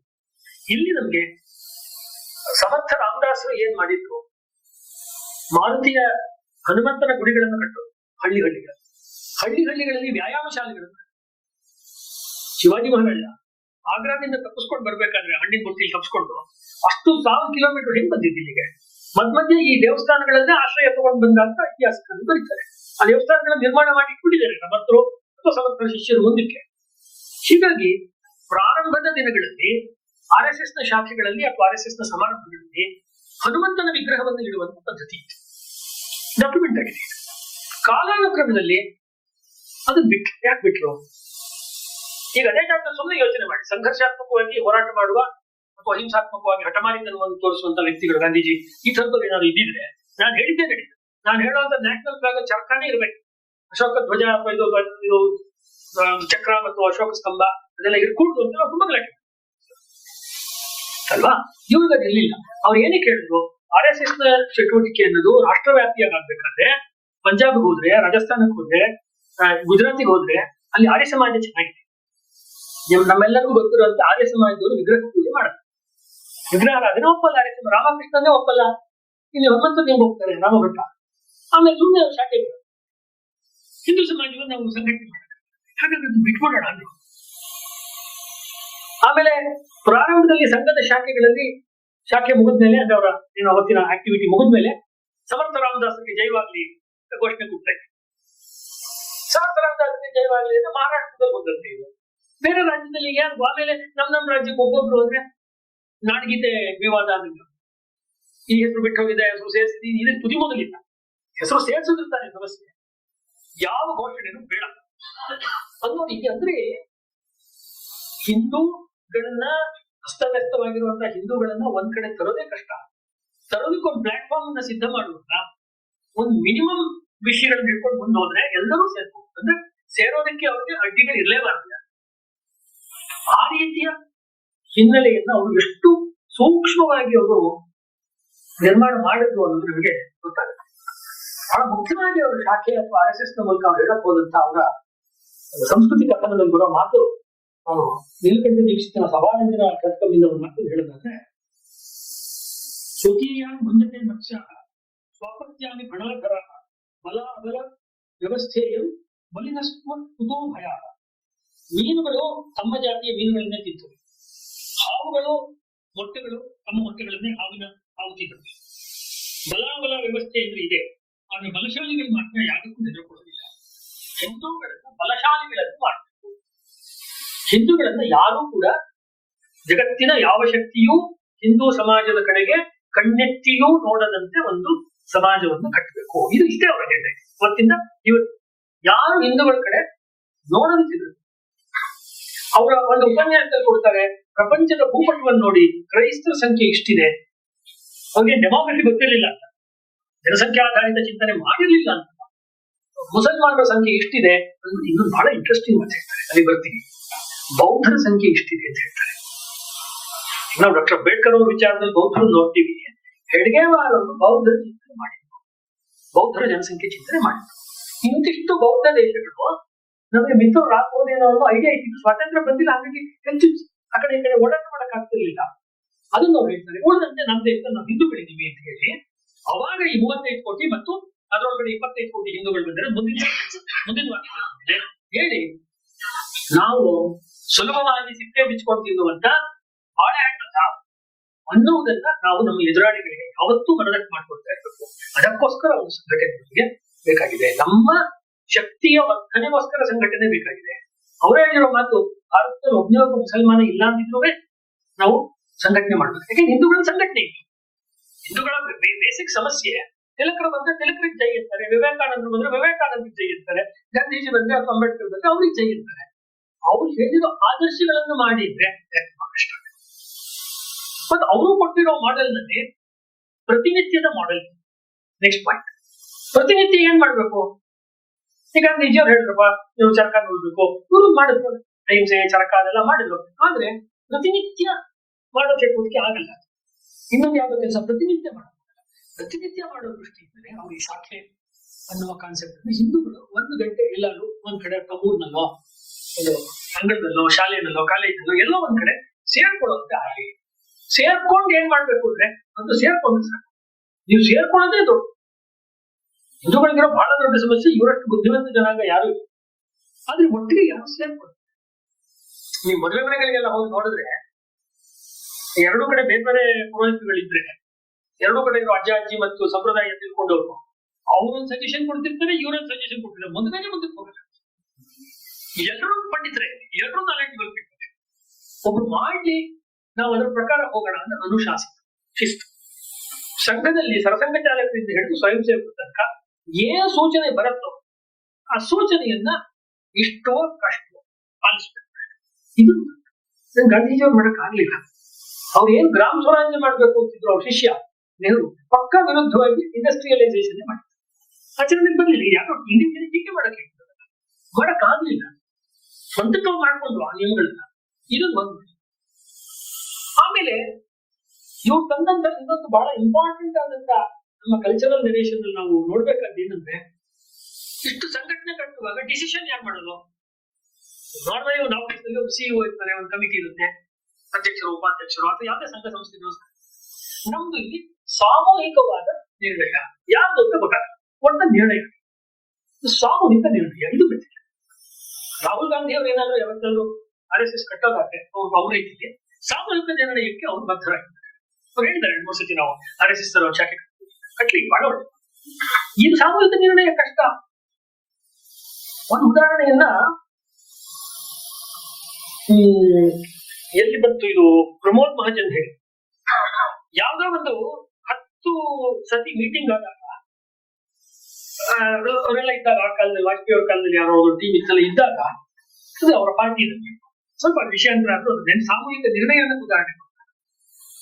ಅವಾಗ ನಿರ್ಣಯಗಳು ಒಂದ್ಸತಿ ಆಗತ್ತೆ ನಿರ್ಣಯ. ಆ ನಿರ್ಣಯ ಯಾವ್ದೋ ಒಂದು ವಿಷಯ ಬಂದಿರುತ್ತೆ, ಅಡ್ವಾಣಿ ಅವರು ಇರ್ತಾರೆ, ಪ್ರಮೋದ್ ಮಹಾಜನ್ ಇರ್ತಾರೆ, ವಾಜಪೇಯಿ ಇರ್ತಾರೆ. ಆ ಸಂದರ್ಭದಲ್ಲಿ ನಾರ್ಮಲಿ ವಾಜಪೇಯಿ ಅವ್ರ ತಕ್ಷಣ ಹೇಳಲ್ಲ, ಅವರ ಒಪಿನಿಯನ್ ಕೊನೆಗೆ ಇಟ್ಕೊಳ್ತಾರೆ. ಅವತ್ತು ಏನ್ ಅನ್ನಿಸ್ತಾ ಏನೋ ಇನ್ನು ಚರ್ಚೆ ಶುರುವಾಗುವಾಗಲೇ ಆ ಮೀಟಿಂಗ್ ನಲ್ಲಿ ತಮ್ಮ ಅಭಿಪ್ರಾಯ ಹೇಳ್ತಾರೆ ವಾಜಪೇಯಿ. ಆಮೇಲೆ ಚರ್ಚೆ 1 ಗಂಟೆ 2 ಗಂಟೆ 3 ಗಂಟೆ ನಡೆಯುತ್ತೆ. ನಿರ್ಣಯಕ್ಕೆ ಬರೋ ಹೊತ್ತಿಗೆ ವಾಜಪೇಯಿ ಅವರ ಪ್ರಾರಂಭದಲ್ಲಿ ಏನ್ ಹೇಳಿದ್ರು, ಅದಕ್ಕೆ ವಿರುದ್ಧವಾದ ದಿಕ್ಕಿಗೆ ಸಭೆ ಬಂದು ನಿಂತು 9 ಜನದಲ್ಲಿ 10 ಜನದಲ್ಲಿ 9 ಜನ ಒಂದು ಅಭಿಪ್ರಾಯ, ವಾಜಪೇಯಿ ಅವರು ಅದಕ್ಕಿಂತ ಭಿನ್ನ ಅಭಿಪ್ರಾಯ. ಸರಿ, ಮೀಟಿಂಗ್ ನಿರ್ಣಯ ಆದ್ಮೇಲೆ ಲೆಕ್ಚರ್ ಸೈನ್ ಮಾಡ್ಬೇಕಲ್ಲ, ಒಪ್ಪಿದ್ದೀವಿ, ಸೈನ್ ಮಾಡ್ಬೇಕಾಗತ್ತೆ, ಎಲ್ಲರೂ ಸೈನ್ ಮಾಡ್ತಾರೆ. ವಾಜಪೇಯಿ ಅವರು ಪೆನ್ ತಗೋಬಿಟ್ಟು ಸೈನ್ ಮಾಡಕ್ ಹೋಗೋದು, ಇಲ್ಲ ನಾನು ಸೈನ್ ಮಾಡಲ್ಲ, ನನ್ನದು ವಿರೋಧ ಇದೆ. ಪ್ರಮೋದ್ ಮಹಾಜನ್ ಬಹಳ ಸೀರಿಯಸ್ ಆಗಿ, ನಾವು ಕೂಡ ನೀವು ಅನೇಕ ಸತಿ ನಿರ್ಣಯಗಳನ್ನ ಮಾಡಿದ್ದಕ್ಕೆ ಒಪ್ಕೊಂಡಿದ್ವಲ್ಲ, ನಾವು ಈ ತರ ಮಾಡ್ಬೇಕಾಗಿತ್ತು ಅಂತ ಹೇಳ್ತಾರೆ. ಏನು ಅಂತಾರೆ, ಅನೇಕ ಸರ್ತಿ ನಮ್ಮ ಮನಸ್ಸಿಗೆ ವಿರುದ್ಧವಾಗಿರೋ ನಿರ್ಣಯವನ್ನ ನೀವು ಹೇಳಿದ್ದೀರಾ, ನಾವೆಲ್ಲರೂ ಅದನ್ನು ಪಾಲಿಸಿದೀವಿ, ಯಾಕಂದ್ರೆ ಇದು ಸಾಮೂಹಿಕ ನಿರ್ಣಯ. ಮತ್ತು ನೀವಿನ ಸೈನ್ ಮಾಡದೆ ಬಿಟ್ರೆ ಮುಂದೆ ಇದೊಂದು ಪದ್ಧತಿ ಆಗುತ್ತೆ. ನಾವು ಮಾಡಲ್ಲ, ಅವರೇ ಮಾಡಿರ್ಲಿಲ್ಲ ಅವತ್ತು ಅಂತಾರೆ. ಒಂದಿಲ್ಲ ಮಾಡಿ ಪೆನ್ ಕೊಡಿದ್ರು ಸೈನ್ ಮಾಡಿ. ಸಾಮೂಹಿಕ ನಿರ್ಣಯ ಏನು ಅನ್ನೋದಿದೆ ಅಲ್ವಾ, ಗಣಪತಿ ಪೆಂಡಾಲ್ ಕೂರಿಸಿದ್ರೇನೆ 3 ಗುಂಪಾಗುತ್ತೆ. ವಾಸ್ತವವಾಗಿ ಇದನ್ನ ಹೋಗಲಾಡಿಸುವಂತ ಕೆಲಸವನ್ನ ಡಾಕ್ಟರ್ ಹೆಡ್ಗೇವಾರ್ ಅವರು ತುಂಬಾ ತುಂಬಾ ಇಂಪಾರ್ಟೆಂಟ್ ಆದಂತ ರೀತಿಯಲ್ಲಿ ಅವ್ರು ಹೇಳ್ತಾರೆ. ಒಟ್ಟಲ್ಲಿ ಸಂಘರ್ಷಕ್ಕೆ ಎಡೆ ಮಾಡ್ಕೊಳ್ಬಾರ್ದು, ಆದ್ರೆ ನಾವು ಮಾಡುವಂತ ಕೆಲಸಗಳನ್ನ ನಾವು ಮಾಡ್ತಾ ಹೋಗ್ತೀವಿ ಅನ್ನುವುದನ್ನು ಅವರು ತುಂಬಾ ನೇರವಾಗಿ ಇವರು ಈ ರೀತಿ ಸಂಘಟನೆಯನ್ನು ಕಟ್ಟುವಾಗ ಅನೇಕರಿಗೆ ನಾವು ಇದಕ್ಕೆ ಒಂದು ಐಡಿಯಾ ಕಟ್ಟಬೇಕು ಅಂತ ಅನಿಸ್ತು. ಕಾಂಗ್ರೆಸ್ನಲ್ಲಿ ಉದಾಹರಣೆಗೆ ಹರ್ಡಿಕರ್ ಅವರು, ನಾಸು ಹರ್ಡಿಕರ್ ಅವರು ಈ ಕೆಲಸವನ್ನು ಮಾಡಿದ್ರು. ಆದ್ರೆ ಇವ್ರೇನ್ ಮಾಡಿದ್ರು, ನಾಸು ಹರ್ಡಿಕರ್ ಅವರು ಸಂಘದ ವಿರುದ್ಧವಾಗಿ ಮಾತಾಡಿದ್ರೆ ಅವಾಗ ಹೇಳಿದ್ರು ಸಂಘರ್ಷ ಮತ್ತು ಹಕ್ಕಿನ ಸ್ಥಾಪನೆ, ಆ ಮಾದರಿಯನ್ನು ಅವ್ರು ಅನುಸರಿಸಲಿಲ್ಲ. ಸಾಮೂಹಿಕ ಅನ್ನೋ ಸ್ವರೂಪ ಅನುಸರಿಸದೆ ಅವ್ರಿಗೆ ಯಾರು ಕಾಂಟ್ಯಾಕ್ಟ್ ಪಾಯಿಂಟ್ ಇದೆ ಅವ್ರ ಮೂಲಕ ನಾಸು ಹರ್ಡಿಕರ್ನ ಕಾಂಟ್ಯಾಕ್ಟ್ ಮಾಡಿ ಅವರನ್ನು ಶಾಖೆಗೆ ಬಂದು ಒಂದ್ಸತಿ ನೋಡಿ, ಸಂಘ ಶಿಕ್ಷಾ ಅವ್ರಿಗೆ ನೋಡಿ. ಗಾಂಧೀಜಿಯವರು ಕೊನೆಗೆ ಸ್ವಾತಂತ್ರ್ಯ ನಂತರದಲ್ಲಿ ಕೂಡ ಗಾಂಧೀಜಿಯವರು ದೆಹಲಿಯಲ್ಲಿ ನಡೆದಂತ ಸಂಘ ಶಿಕ್ಷಾ ಅವ್ರಿಗೆ ಬಂದಿರ್ತಾರೆ. ಅದಕ್ಕೆ ಮುಂಚೆ ಅಂಬೇಡ್ಕರ್ ಅವರು ಅಂದ್ರೆ ಯಾರ್ಯಾರಿಗೆ ವಾಟ್ ಈಸ್ ದಿಸ್ ವರ್ಕ್ ಇವ್ರು ಗುಂಪು ಮಾಡ್ತಾ ಇದ್ದೇವೆ ಅದನ್ನು ಅವರು ಪುಸ್ತಕದ ಮೂಲಕ ವಿವರಿಸಲಿಲ್ಲ, ಲೇಖನದ ಮೂಲಕ ವಿವರಿಸಲಿಲ್ಲ. ನೀವು ಬನ್ನಿ ನೋಡಿ, ನೀವು ಇದನ್ನ ಅನುಭವಕ್ಕೆ ತೆಗೆದುಕೊಂಡು ಬನ್ನಿ ಅನ್ನುವ ಕೆಲಸವನ್ನೇ ಡಾಕ್ಟರ್ ಹೆಡ್ಗೇವಾರ್ ಅವರು ಮಾಡ್ಕೊಂಡು ಬಂದ್ರು. ಇನ್ನು ಒಂದು 2 ನಿಮಿಷದಲ್ಲಿ ಹೇಳಿ ಮುಗಿಸೋದಾದ್ರೆ, ಹೆಡ್ಗೇವಾರ್ ಅವರು ಬಂದಂತ ಮೊದಲನೇ ಪುಸ್ತಕ ನಮಗೆ ತಿಳಿದಂತೆ ವಾಣ ಶೇಂಡೆ ಅವ್ರು ಬರೆದಿರೋ ಪರಮ ಪೂಜನೀಯ ಡಾಕ್ಟರ್ ಹೆಡ್ಗೇವಾರ್. ಆ ಪುಸ್ತಕದಲ್ಲಿ ಅವರು ಹೇಳುವಂಥದ್ದು ಏನು ಅಂತಿದ್ರೆ,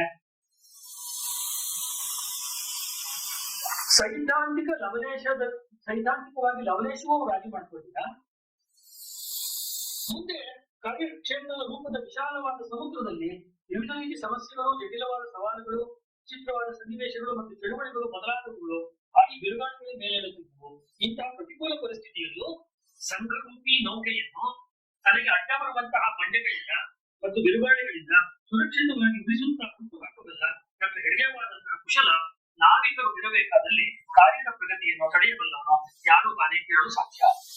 ಅಂದ್ರೆ ಈ ಪ್ರವಾಹದಲ್ಲಿ, ಈ ವ್ಯಕ್ತಿಗಳ ಜೀವನದ, ಸಮಾಜ ಜೀವನದ ಪ್ರವಾಹದಲ್ಲಿ ಏನೇನೋ ಅಡೆತಡೆಗಳು ಬಂದಿರುವೆ, ಒಬ್ಬ ತುಂಬಾ ಒಳ್ಳೆಯ ಸ್ಕಿಲ್ಫುಲ್ ಆಗಿರುವ ಒಬ್ಬ ನ್ಯಾವಿಗೇಟರ್ ಹತ್ರ ಅವ್ರ ಸಂಘದ ನೌಕೆಯನ್ನ ಮುಂದುವರಿಸ್ಕೊಂಡು ತೆಗೆದುಕೊಂಡು ಬಂದ್ರು.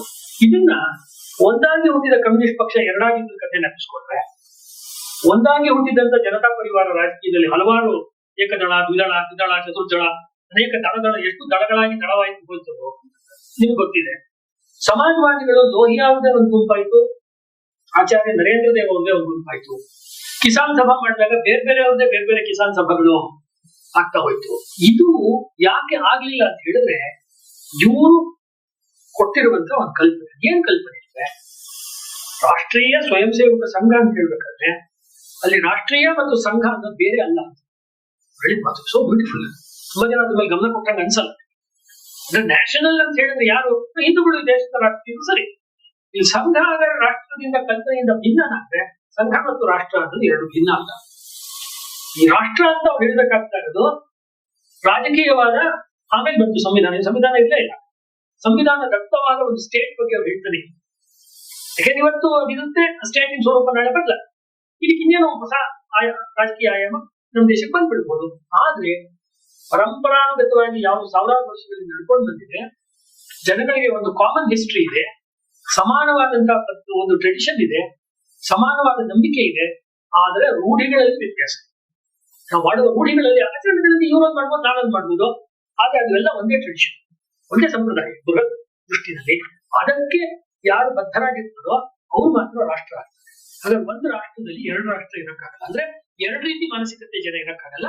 ಅವ್ರನ್ನ ನಾವು ಇದಕ್ಕೆ 10 ಕೋಟಿಯಿಂದ ಮುಂಚೆ ಬಂತಲ್ಲ, ಅವ್ರನ್ನ ಇದಕ್ಕೆ ಕನ್ವರ್ಟ್ ಮಾಡ್ಲೇಬೇಕಾಗುತ್ತೆ 25 ಕೋಟಿಗೆ. ಇದನ್ನ ನಾವು ಪ್ರಾರಂಭದಿಂದಲೇ ಕೊನೆಯ ತನಕ ಡಾಕ್ಟರ್ ಹೆಡ್ಗೇವಾರ್ ಅವರು ಹೇಳ್ಕೊಂಡು ಬಂದು, ಇದನ್ನು ಹೇಳ್ಕೊಂಡು ಬಂದಾಗ ನನಗೆ ತುಂಬಾ ಇಂಟ್ರೆಸ್ಟಿಂಗ್ ಆಗಿ ಬರೋವಂಥದ್ದು ಸಮಯ ಇದೆ ಅಂತ ಅನ್ಕೊಳ್ತೀನಿ. ಇರೋಂತ ಒಂದು ಅಂಶ ಏನು ಅಂತ ಹೇಳಿದ್ರೆ, ಒಬ್ರು ಒಂದು ಮಾತು ಹೇಳ್ತಾರೆ, ಇದನ್ನ ಈ ಮಹಾಪಾಲ್ಕರಿಂದ ಹೇಳ್ತೀನಿ. ಒಬ್ರು ದೊಡ್ಡ ವ್ಯಕ್ತಿ ಒಂದು ಮಾತು ಹೇಳ್ತಾರೆ, doctor G shattered my ego. How did I give into his influence? I used to teach English and politics to BA students and zoology to BSc students at Banaras Hindu University. Alongside my teaching, I kept myself busy in a range of other activities. I do not know when and how the Sangh way of thinking entered my mind. I simply cannot explain it, but it certainly did. As the great son Jnaneshwara said, this is an experience, it is beyond explanation. ಇದನ್ನು ಹೇಳಿರೋದು ಗುರುಜಿ. ಅದರಲ್ಲಿ ಅವರು ಹೇಳಿದ್ರು, ಬೆಕ್ಕು ಇಲಿಯನ್ನು ಹಿಡಿಯುವಂತೆ ಅವರು ನನ್ನನ್ನು ಹಿಡಿದು ಬಿಟ್ಟರು ಅನ್ನೋದು ಪ್ರಸಿದ್ಧವಾದ. ಅಂದ್ರೆ ಇವ್ರ ತರ MSc ಮಾಡಿದವರು, LLB ಮಾಡಿದವರು, ಅಷ್ಟೊಂದು ಇಂಟೆಲೆಕ್ಚುಯಲ್, ಸಾವಿರಾರು ಪುಸ್ತಕಗಳನ್ನು ಓದಿ ಜೀರ್ಣಿಸ್ಕೊಂಡಿದ್ದವರು ಗುರುಜಿಯವರು. ಡಾಕ್ಟರ್ ಜಿ ಅವ್ರ ಪುಸ್ತಕ ಓದ್ತಾ ಇದ್ರು ಅಂತ ನಮ್ಗೆಲ್ಲೋ ಹುಡುಕಿದ್ರು ಒಂದು ಎಲ್ಲೂ ಸಿಗೋದಿಲ್ಲ ಅಲ್ವಾ. ಪುಸ್ತಕಗಳನ್ನು ಓದ್ತಾ ಇದ್ರು ಅಥವಾ ಬೇರೆ ಪುಸ್ತಕ ಓದಿ ಅಂತ ಎನ್ಕರೇಜ್ ಮಾಡ್ತಾ ಇದ್ರು. ಆದ್ರಿಂದ ನಾವು ಯಾವ್ದನ್ನು ಸಾಧಾರಣವಾಗಿ ಒಂದು ಇಂಟೆಲೆಕ್ಚುಯಲ್ ಆಕ್ಟಿವಿಟಿ ಕರಿತೀವಿ, ಅದು ಯಾವ್ದು ಮಾಡಿ ಒಟ್ಟಿಗೆ ಹರಟೆ ಹೊಡೆಯೋದು, ಖುಷಿಯಾಗಿರೋದು, ಅವ್ರ ಮನೆಗೆ ಇವ್ರು ಹೋಗೋದು, ಇವ್ರ ಮನೆಗೆ ಅವ್ರು ಬರೋದು, ಇದರಿಂದ ಒಂದು ಸಂಘಟನೆಯನ್ನು ಕಟ್ಟಕ್ಕಾಗತ್ತಾ ಅಂತ ಈಗಲೂ ಅನೇಕರಿಗೆ ಒಂದು ಅನುಮಾನ ಬರುತ್ತೆ. ಅದನ್ನ ನಾವು ಇಲ್ಲಿ ನೋಡ್ಬೋದು. ಮತ್ತು ಆ ಸುತ್ತ ಇರುವ ದೇಶಗಳ ಉದಾಹರಣೆ ಕೊಟ್ಟಲ್ಲ, ಅವಾಗ ಆ ಕೆಲಸವನ್ನ ಈ ಬೆಕ್ಕು ಇಲಿಯನ್ನು ಹಿಡಿಯಿತು ಅನ್ನೋ ಇದಕ್ಕೆ ಒಂದು ಪ್ರಭಾವ ಸಿಗಾಕೊಂಡು ಗುರೂಜಿಯವರು ಸಂಘದ 2ನೇ ಸರಸಂಘ ಚಾಲಕರು ಆದ್ಮೇಲೆ ಅವರು ನೇಪಾಳಕ್ಕೆ ಭೇಟಿ ಕೊಟ್ಟು ನೇಪಾಳ ಭಾರತದ ಒಂದು ಬಾಂಧವ್ಯವನ್ನು ಹೆಚ್ಚು ಮಾಡೋ ಪ್ರಯತ್ನ ಮಾಡ್ತಾರೆ. ಮತ್ತೆ ಅವರು ಬರ್ಮಾ ದೇಶಕ್ಕೆ ಭೇಟಿಯನ್ನ ಕೊಟ್ಟು, ಬರ್ಮಾ ದೇಶದಲ್ಲಿ ಇದೊಂದು ಹೇಳಬೇಕಾದಂತ ಬಹಳ ಇಂಪಾರ್ಟೆಂಟ್ ಅಂತ ವಿಷಯ ಇದು. ಬರ್ಮಾ ದೇಶದಲ್ಲಿ ಅವರು ಒಂದು ಏನ್ ಹೇಳ್ತೀರಾ, ಹಿಂದೂಗಳಿಗೂ ಮತ್ತು ಬೌದ್ಧರಿಗೂ ಕೂಡ ಒಂದು ಬಂಧುತ್ವ ಇದೆ, ಬಂಧುತ್ವವನ್ನು ನಾವು ಜಾಸ್ತಿ ಮಾಡಬೇಕು ಅನ್ನೋ ಕೆಲಸವನ್ನ ಅವ್ರು ಮಾಡ್ತಾರೆ. ತುಂಬಾ ಇಂಪಾರ್ಟೆಂಟ್. ಹೇಗೆ ಡಾಕ್ಟರ್ ಬಾಬಾ ಸಾಹೇಬ್ ಅಂಬೇಡ್ಕರ್ ನಿನ್ನೆ ನೋಡಿದಂತೆ ಬರ್ಮಾ ಸಮಾಜದ ಒಂದು ಸಾಮಾಜಿಕ ಐಕ್ಯತೆಯ ದೃಷ್ಟಿಯನ್ನು ಕಂಡು ಒಂದು ಬುದ್ಧಿಸಂ ಅನ್ನುವಂಥದ್ದು ಆಗ್ಬೋದು, ನಮ್ಮ ದೇಶದ ಪುನರುತ್ಥಾನಕ್ಕೆ ಒಂದು ದೊಡ್ಡ ಒಂದು ವೆಹಿಕಲ್ ಆಗ್ಬೋದು ಅಂತ ಅನ್ಕೊಂಡ್ರು. ಅದೇ ರೀತಿಯ ಕೆಲಸವನ್ನ ಒಂದು ಸನಾತನ ಧರ್ಮಕ್ಕೆ ಸಂಬಂಧಪಟ್ಟ ಸಂಘ, ಬೌದ್ಧರು ಮತ್ತು ಹಿಂದೂಗಳೆಲ್ಲರೂ ಸೇರ್ಕೊಂಡು ಮಾಡ್ಬೋದಾದ್ದು ಅಂತ ಹೇಳಿ ಮಯನ್ಮಾರ್ ಬ್ರಹ್ಮದೇಶದಲ್ಲಿ ಗುರೂಜಿಯವರ ಮಾರ್ಗದರ್ಶನದಲ್ಲಿ ಒಬ್ರು ಅಲ್ಲಿ ಆರಂಭ ಮಾಡ್ತಾರೆ. ರಂಗಹರಿಯವರ ಪುಸ್ತಕದಲ್ಲಿ ಈ ವಿಷಯ ತುಂಬಾ ಡೀಟೇಲ್ ಆಗಿ ನಮಗೆ ಬಂದಿದೆ. ಅಂದ್ರೆ ಡಾಕ್ಟರ್ ಅಂಬೇಡ್ಕರ್ ಅವರು ಮಾಡಿದಂತ ಬೌದ್ಧ ಧರ್ಮದ ಆಧಾರದ ಮೇಲೆ ಹಿಂದೂ ಸಮಾಜವನ್ನ ಐಕ್ಯಗೊಳಿಸುವ ಪ್ರಯತ್ನದ ಕಥೆ ನಮ್ಗೆ ಗೊತ್ತಿದೆ. ಅಂದ್ರೆ ಗುರೂಜಿಯವರು ಡಾಕ್ಟರ್ಜಿಯವರು ಮುಂದೆ ಬಂದ ಸಕ್ಸಸ್ ಅವರು ಮಾಡಿದಂತ ಈ ಪ್ರಯತ್ನ ಅದಕ್ಕೆ ವಾಪಸ್ ನಾನು ನಿನ್ನೆ ಹೇಳ್ತೀನಿ.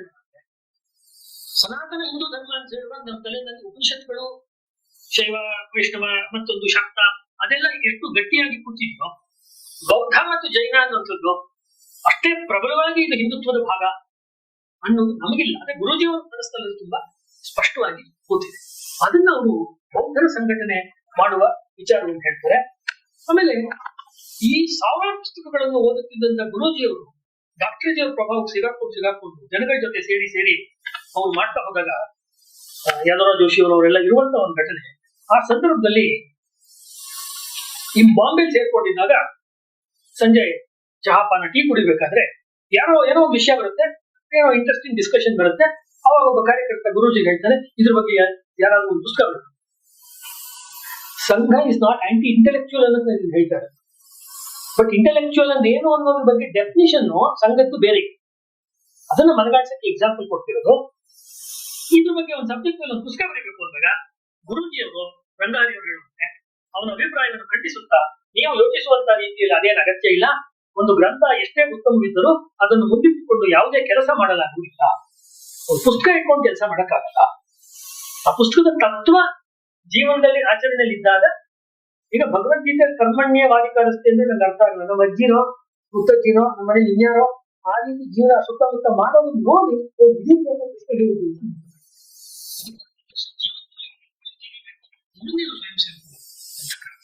ಹಾಗಾಗಿ ಇವೆಲ್ಲ ಸಂಘಟಿತ ಹೇಳ್ತಾರೆ. ಎಲ್ಲ ವಿಚಾರಗಳು ಗೊಳ್ವಾಲ್ಕರ್ ಅವರ ವಿಚಾರ ದರ್ಶನದಲ್ಲಿ ನೋಡಿ ಅಂತೀರ. ಅದರಿಂದ ಅಗತ್ಯವೆನಿಸುವಂತ ಸಂಸ್ಕಾರಗಳು ಸ್ವಯಂ ಸೇವಕರಿಗೆ ಏನ್ ಸಿಗುತ್ತೆ? ಪುಸ್ತಕ ಬರ್ಬಿಟ್ಟು ಗೊಳ್ವಾಲ್ಕರ್ ದರ್ಶನ ಅಂದ್ರೆ ಏನ್ ಸಿಗುತ್ತೆ? ಯಾಕೆಂದ್ರೆ ಗ್ರಂಥಕ್ಕೆ ಒಂದು ಮಿತಿ ಇದೆ. ಆದ್ರೆ ಅದರಲ್ಲೇ ರಂಗಾದಿಯವರು ಹೇಳೋ ಮಾತು ಹೇಳಿ ನಿಲ್ಲಿಸ್ತೀನಿ. ಒಂದು ಒಳ್ಳೆ ಗ್ರಂಥ, ಒಬ್ಬ ರಾಧಾಕೃಷ್ಣನ್ ಅಂತ ಒಬ್ಬ ಫಿಲಾಸಫರ್ ಹುಟ್ಟಾಕ್ಬೋದು. ರಂಗಾದಿಯವರು ಹೇಳುವಂತೆ ಒಂದು ಒಳ್ಳೆ ಗ್ರಂಥ ರಮಣ ಮಹರ್ಷಿಯನ್ನ ಹುಟ್ಟಾಕ, ರಾಮಕೃಷ್ಣ ಪರಮಹಂಸನ ಹುಟ್ಟಾಕ ಸಾಧನೆ ಇಲ್ಲ. ಅಂಥ ಸಾಧನೆ ಮಾಡುವ ಲಕ್ಷಾಂತರ ಜನಗಳನ್ನ ಒಂದು ಹೆಚ್ಚು ಬರಿದೆ ಅವರ ಹೃದಯವನ್ನ ಪರಿವರ್ತನೆ ಮಾಡೋದಕ್ಕೋಸ್ಕರ ಡಾಕ್ಟರ್ ಹೆಡ್ಗೇವಾರ್ ಅವರು ವ್ಯಕ್ತಿಗೆ ಗಮನ ಕೊಟ್ಟರು. ಸಾಮುದಾಯಿಕ ಬದಲಾವಣೆ ಆಗ್ಬೇಕಾದ್ರೆ ವ್ಯಕ್ತಿಯ ಮಟ್ಟದಲ್ಲೇ ಆಗ್ಬೇಕು ಅನ್ನುವುದೇ ಅವರ ಮುಖ್ಯವಾದ ವಿಷಯ. ಹಾಗಾಗಿ 100 ವರ್ಷದಲ್ಲಿ ಪ್ರಾರಂಭದ ಸಂಘ ಏನು ಕೆಲಸಗಳನ್ನ ಮಾಡ್ಕೊಂಡು ಬಂತು, ಅದಕ್ಕೆ ಬೇರೆ ಬೇರೆ ಆಯಾಮಗಳನ್ನ ಅವ್ರು ಜೋಡಿಸ್ಕೊಂಡು ಬರೋ ಕೆಲಸಗಳನ್ನ ಮಾಡ್ತಾ ಇದ್ದಾರೆ ಹೊರತು ಬೇರೆ ಸಂಘಟನೆಗಳು ಮೂಲ ಸ್ವರೂಪವನ್ನೇ ಬಿಟ್ಟು ಅವ್ರು ಇನ್ನೇನೇನೋ ಮಾಡಕ್ಕೆ ಹೊರಟರು ಅನ್ನುವಂತೆ 100 ವರ್ಷ ಹಿಂದೆನೂ ಶಾಖೆ ಮಾಡ್ತಿದ್ರು. ಈಗಲೂ 5ವರೆಯಿಂದ 6ವರೆನೋ ಅಥವಾ 6 ಒಂದು ಶಾಖೆ ಅನ್ನೋ ಒಂದ್ ಕಡೆ ಉಪನ್ಯಾಸ ನಡೆಯುವಾಗ್ಲೇ ನಡೆದು ಶಾಖೆ ಧ್ವಜ ಪ್ರಣಾಮ ಮಾಡಿ ಮುಗಿಸಿರ್ತಾರೆ. ಇದು ಇವರ ಸ್ಟ್ರೆಂತ್. ಇದು ಬೇರೆ ದೇಶಗಳವು ಇದನ್ನು ಇಮಿಟೇಟ್ ಮಾಡಕ್ ಹೋದ್ರು. ಕ್ರೈಸ್ತ ಮಿಷನರಿಗಳು, ಕ್ರೈಸ್ತ ಪಾದ್ರಿಗಳು ಅವರೆಲ್ಲ ಈ ಮಾದರಿಯನ್ನ ನಾವು ಯಾಕೆ ಇಟ್ಕೋಬಾರ್ದು, ನಮ್ ಕೆಲಸ ಅವರ ಕ್ರಿಶ್ಚಿಯನ್ ಕೆಲಸಕ್ಕೆ ಮಾಡಬಾರ್ದು ಅನ್ನೋದನ್ನ ಅವರು ಪ್ರಯತ್ನವನ್ನು ಮಾಡಿದ್ದಾರೆ. ಫ್ರೆಂಚ್ 3 ಜನ ಲೇಖಕರು ಆ ಸಬ್ಜೆಕ್ಟ್ ನೇ ಇಟ್ಕೊಂಡು RSS ನ ಕಾರ್ಯಪದ್ಧತಿ ಕ್ರೈಸ್ತರ ಮತಾಂತರದ ಕೆಲಸಗಳಿಗೆ ಹೆಂಗ್ ಉಪಯೋಗ ಆಗ್ಬಹುದು ಅಂತ ಸ್ಟಡಿ ಮಾಡಿ ದೊಡ್ಡ ಗ್ರಂಥವನ್ನೇ 3 ಜನ ಫ್ರೆಂಚ್ ಆಥರ್ಸ್ ಬರೆದಿದ್ದಾರೆ. It's successful. ಅವ್ರ ಗ್ರಂಥ ಆ ರೀತಿ ಇದೆ. ಹಾಗಾಗಿ ಕೇಶವಲಿಂಗ ಹೆಡ್ಗೇವಾರರು ಒಂದು ರೀತಿ ಸಮಾಜ ಪರಿವರ್ತನೆ ಆಗ್ಬೇಕು, ಆದ್ರೆ ಅದು ಶಾಶ್ವತವಾಗಿ ಆಗ್ಬೇಕು ಮತ್ತು ಅದು ಹಿಂದೂ ರಾಷ್ಟ್ರದ ನಿರ್ಮಾಣಕ್ಕಾಗಬೇಕು ಅಂತ ಹೇಳಿದ್ರು. ಅಂಬೇಡ್ಕರ್ ಅವರು ಸಮಾಜದ ಪರಿವರ್ತನೆ ಕ್ರಾಂತಿಕಾರಿ ರೂಪದಲ್ಲಿ ಆಗ್ಬೇಕು ಮತ್ತು ಅದು ಕೂಡ ಹಿಂದುತ್ವದ ಬದಲಾವಣೆ, ಹಿಂದುತ್ವದ ಪ್ರತಿಷ್ಠಾಪನೆಗಾಗಿ ಆಗ್ಬೇಕು ಅಂತ ಹೇಳಿದ್ರು. ಯೋಗಿ ಅವ್ರಿಗೆ ಇಷ್ಟ ಅಲ್ಲದೆ ಅವರು ಕೂಡ ಹಿಂದುತ್ವದ ಅಂಗಗಳಾದ ರಾಮಾಯಣ, ಮಹಾಭಾರತ ಇತ್ಯಾದಿ ಕಲ್ಚರಲ್ ರೂಟ್ಸ್, ಸಾಂಸ್ಕೃತಿಕ ಬೇರುಗಳನ್ನು ಬಿಡದೆ ನಮ್ಮ ದೇಶದಲ್ಲಿ ನಾವು ಅವ್ರು ಹೇಳಿದಂತ ಸಪ್ತಕ್ರಾಂತಿಯ ವಿಚಾರಗಳನ್ನ ತರಬೇಕು ಅಂತ ಹೇಳಿದ್ರು. ವಯಸ್ಸಿನಲ್ಲಿ ಪ್ರಾಯ ಇವರಿಬ್ಬರಿಗಿಂತ ಅಥವಾ ಹೆಚ್ಚು ಕಡಿಮೆ ಸ್ವಲ್ಪ ಇವರೇ ಸೀನಿಯರ್ ಅಂತ ಕಾಣುತ್ತೆ ಡಾಕ್ಟರ್ ಹೆಡ್ಗೇವಾರ್ ಅವರು. ಹಾಗಾಗಿ ಯಾವತ್ತು ಮನೆಯಲ್ಲಿ ಊಟ ಬಡಿಸ್ಬೇಕಾದ್ರೆ ಹಿರಿಯರು ಕೊನೆ ಪಂಕ್ತಿನಲ್ಲಿ ಊಟ ಕೂರ್ಬೇಕು ಅನ್ನೋ ಪದ್ಧತಿಯ ರೀತಿ ಡಾಕ್ಟರ್ ಹೆಡ್ಗೇವಾರ್ ಅವ್ರನ್ನ ಕೊನೆಯಲ್ಲಿ ಇಟ್ಕೊಂಡಿರೋದು ಏನಕ್ಕೆ ಅಂತ ಹೇಳಿದ್ರೆ ಅವ್ರ ಕೆಲಸ ಹೆಚ್ಚು ದೀರ್ಘಕಾಲ ಬಾಳ್ತಾ ಇದೆ ಅಂತ ಹೇಳಿ. ಹೀಗೆ 3 ದಿವಸಗಳ ಕಾಲ ಈ ವಿಚಾರದ ಬಗ್ಗೆ ಮಾಡಿರುವಂತಹ ನನ್ನ ಕೆಲವು ಅನಿಸಿಕೆಗಳನ್ನ ನಾನು ಹೇಳಿದ್ದೀನಿ. ಅಲ್ಲಿ ಅಕಸ್ಮಾತ್ ಹೇಳ್ಬೇಕಂದ್ರೆ ಏನು ವೈಯಕ್ತಿಕವಾಗಿ ಯಾರ್ದಾದ್ರು ಅಥವಾ ಟೀಕೆ ಈ ರೀತಿ ಏನಾದ್ರು ಇದ್ರೆ ನಾನು ಬಾಳಾ ಸಾಹೇಬ್ ದೇವರ ಹೆಸರು ಗುರೂಜಿಯವರು ತೀರ್ಕೊಂಡಾಗ ಗುರೂಜಿಯವರ ಲಕೋಟೆಯಲ್ಲಿದ್ದ 3 ಪತ್ರಗಳ ಪೈಕಿ 3ನೇ ಪತ್ರದಲ್ಲಿ ಏನ್ ಹೇಳಿದ್ರು ಅದನ್ನೇ ಹೇಳಿ ನನ್ನ ಮಾತಿಗೆ ನಾನು ಉಪಸಂಹಾರ ಮಾಡ್ತೀನಿ.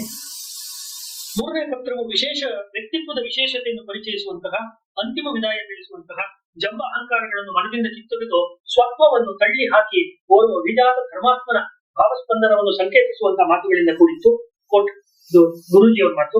1940 ಜೂನ್ 21 ಪರಮ ಪೂಜನೀಯ ಡಾಕ್ಟರ್ ಹೆಡ್ಗೇವಾರ್ ಅವರ ಶರೀರ ಶಾಂತವಾಯಿತು ಮತ್ತು ಅವರ ಇಚ್ಛೆಯಂತೆ ಸರಸಂಘ ಚಾಲಕ ಸ್ಥಾನದ ಮಹತ್ವಪೂರ್ಣ ಹೊಣೆ ನನ್ನ ಮೇಲೆ ಬಂತು. ನನಗಂತೂ ಆಗ ಏನೂ ಗೊತ್ತಿರಲಿಲ್ಲ. ಅಷ್ಟಾದರೂ ಆ ಎಲ್ಲಾ ಹಳೆಯ ಕಾರ್ಯಕರ್ತರು ತುಂಬ ಮನಸ್ಸಿನಿಂದ ಸಹಕರಿಸಿದರು ಮತ್ತು ಮಾರ್ಗದರ್ಶನ ಮಾಡಿದರು ಮತ್ತು ಇಷ್ಟು ದೀರ್ಘಕಾಲದವರೆಗೆ ಸುಮಾರು 33 ವರ್ಷಗಳವರೆಗೆ ಈ ಭಾರವನ್ನು ನಾನು ವಹಿಸುತ್ತಾ ಬಂದೆ. ಈ ದೀರ್ಘ ಕಾಲಾವಧಿಯಲ್ಲಿ ನನ್ನ ಸ್ವಭಾವ ವೈಚಿತ್ರ್ಯದಿಂದಲೋ ಅಥವಾ ಅನ್ಯಾನ್ಯ ಕೊರತೆಗಳಿಂದಲೋ ದೋಷಗಳಿಂದಲೋ ನಮ್ಮ ಅನೇಕ ಕಾರ್ಯಕರ್ತರ ಮನಸ್ಸಿಗೆ ನೋವಾಗಿರಬಹುದು. ನಾನು ಕೈಜೋಡಿಸಿ ಕ್ಷಮೆ ಯಾಚಿಸುತ್ತೇನೆ. ಈ ಕ್ಷಮಾ ಯಾಚನೆಯಿಂದ ಗುರೂಜಿಯವರ ಅಂತಿಮ ಪತ್ರ ಎಂಡಾಗ. ಇದು ಕೂಡ ಸಂಘದ ಕಾರ್ಯಶೈಲಿಯನ್ನ ಅಥವಾ ಹೆಡ್ಗೇವಾರ್ ಅವರ ಕಲ್ಪನೆಯ ರಾಷ್ಟ್ರ ನಿರ್ಮಾಣದ ಕಲ್ಪನೆಯನ್ನೇ ತೋರಿಸುತ್ತೆ.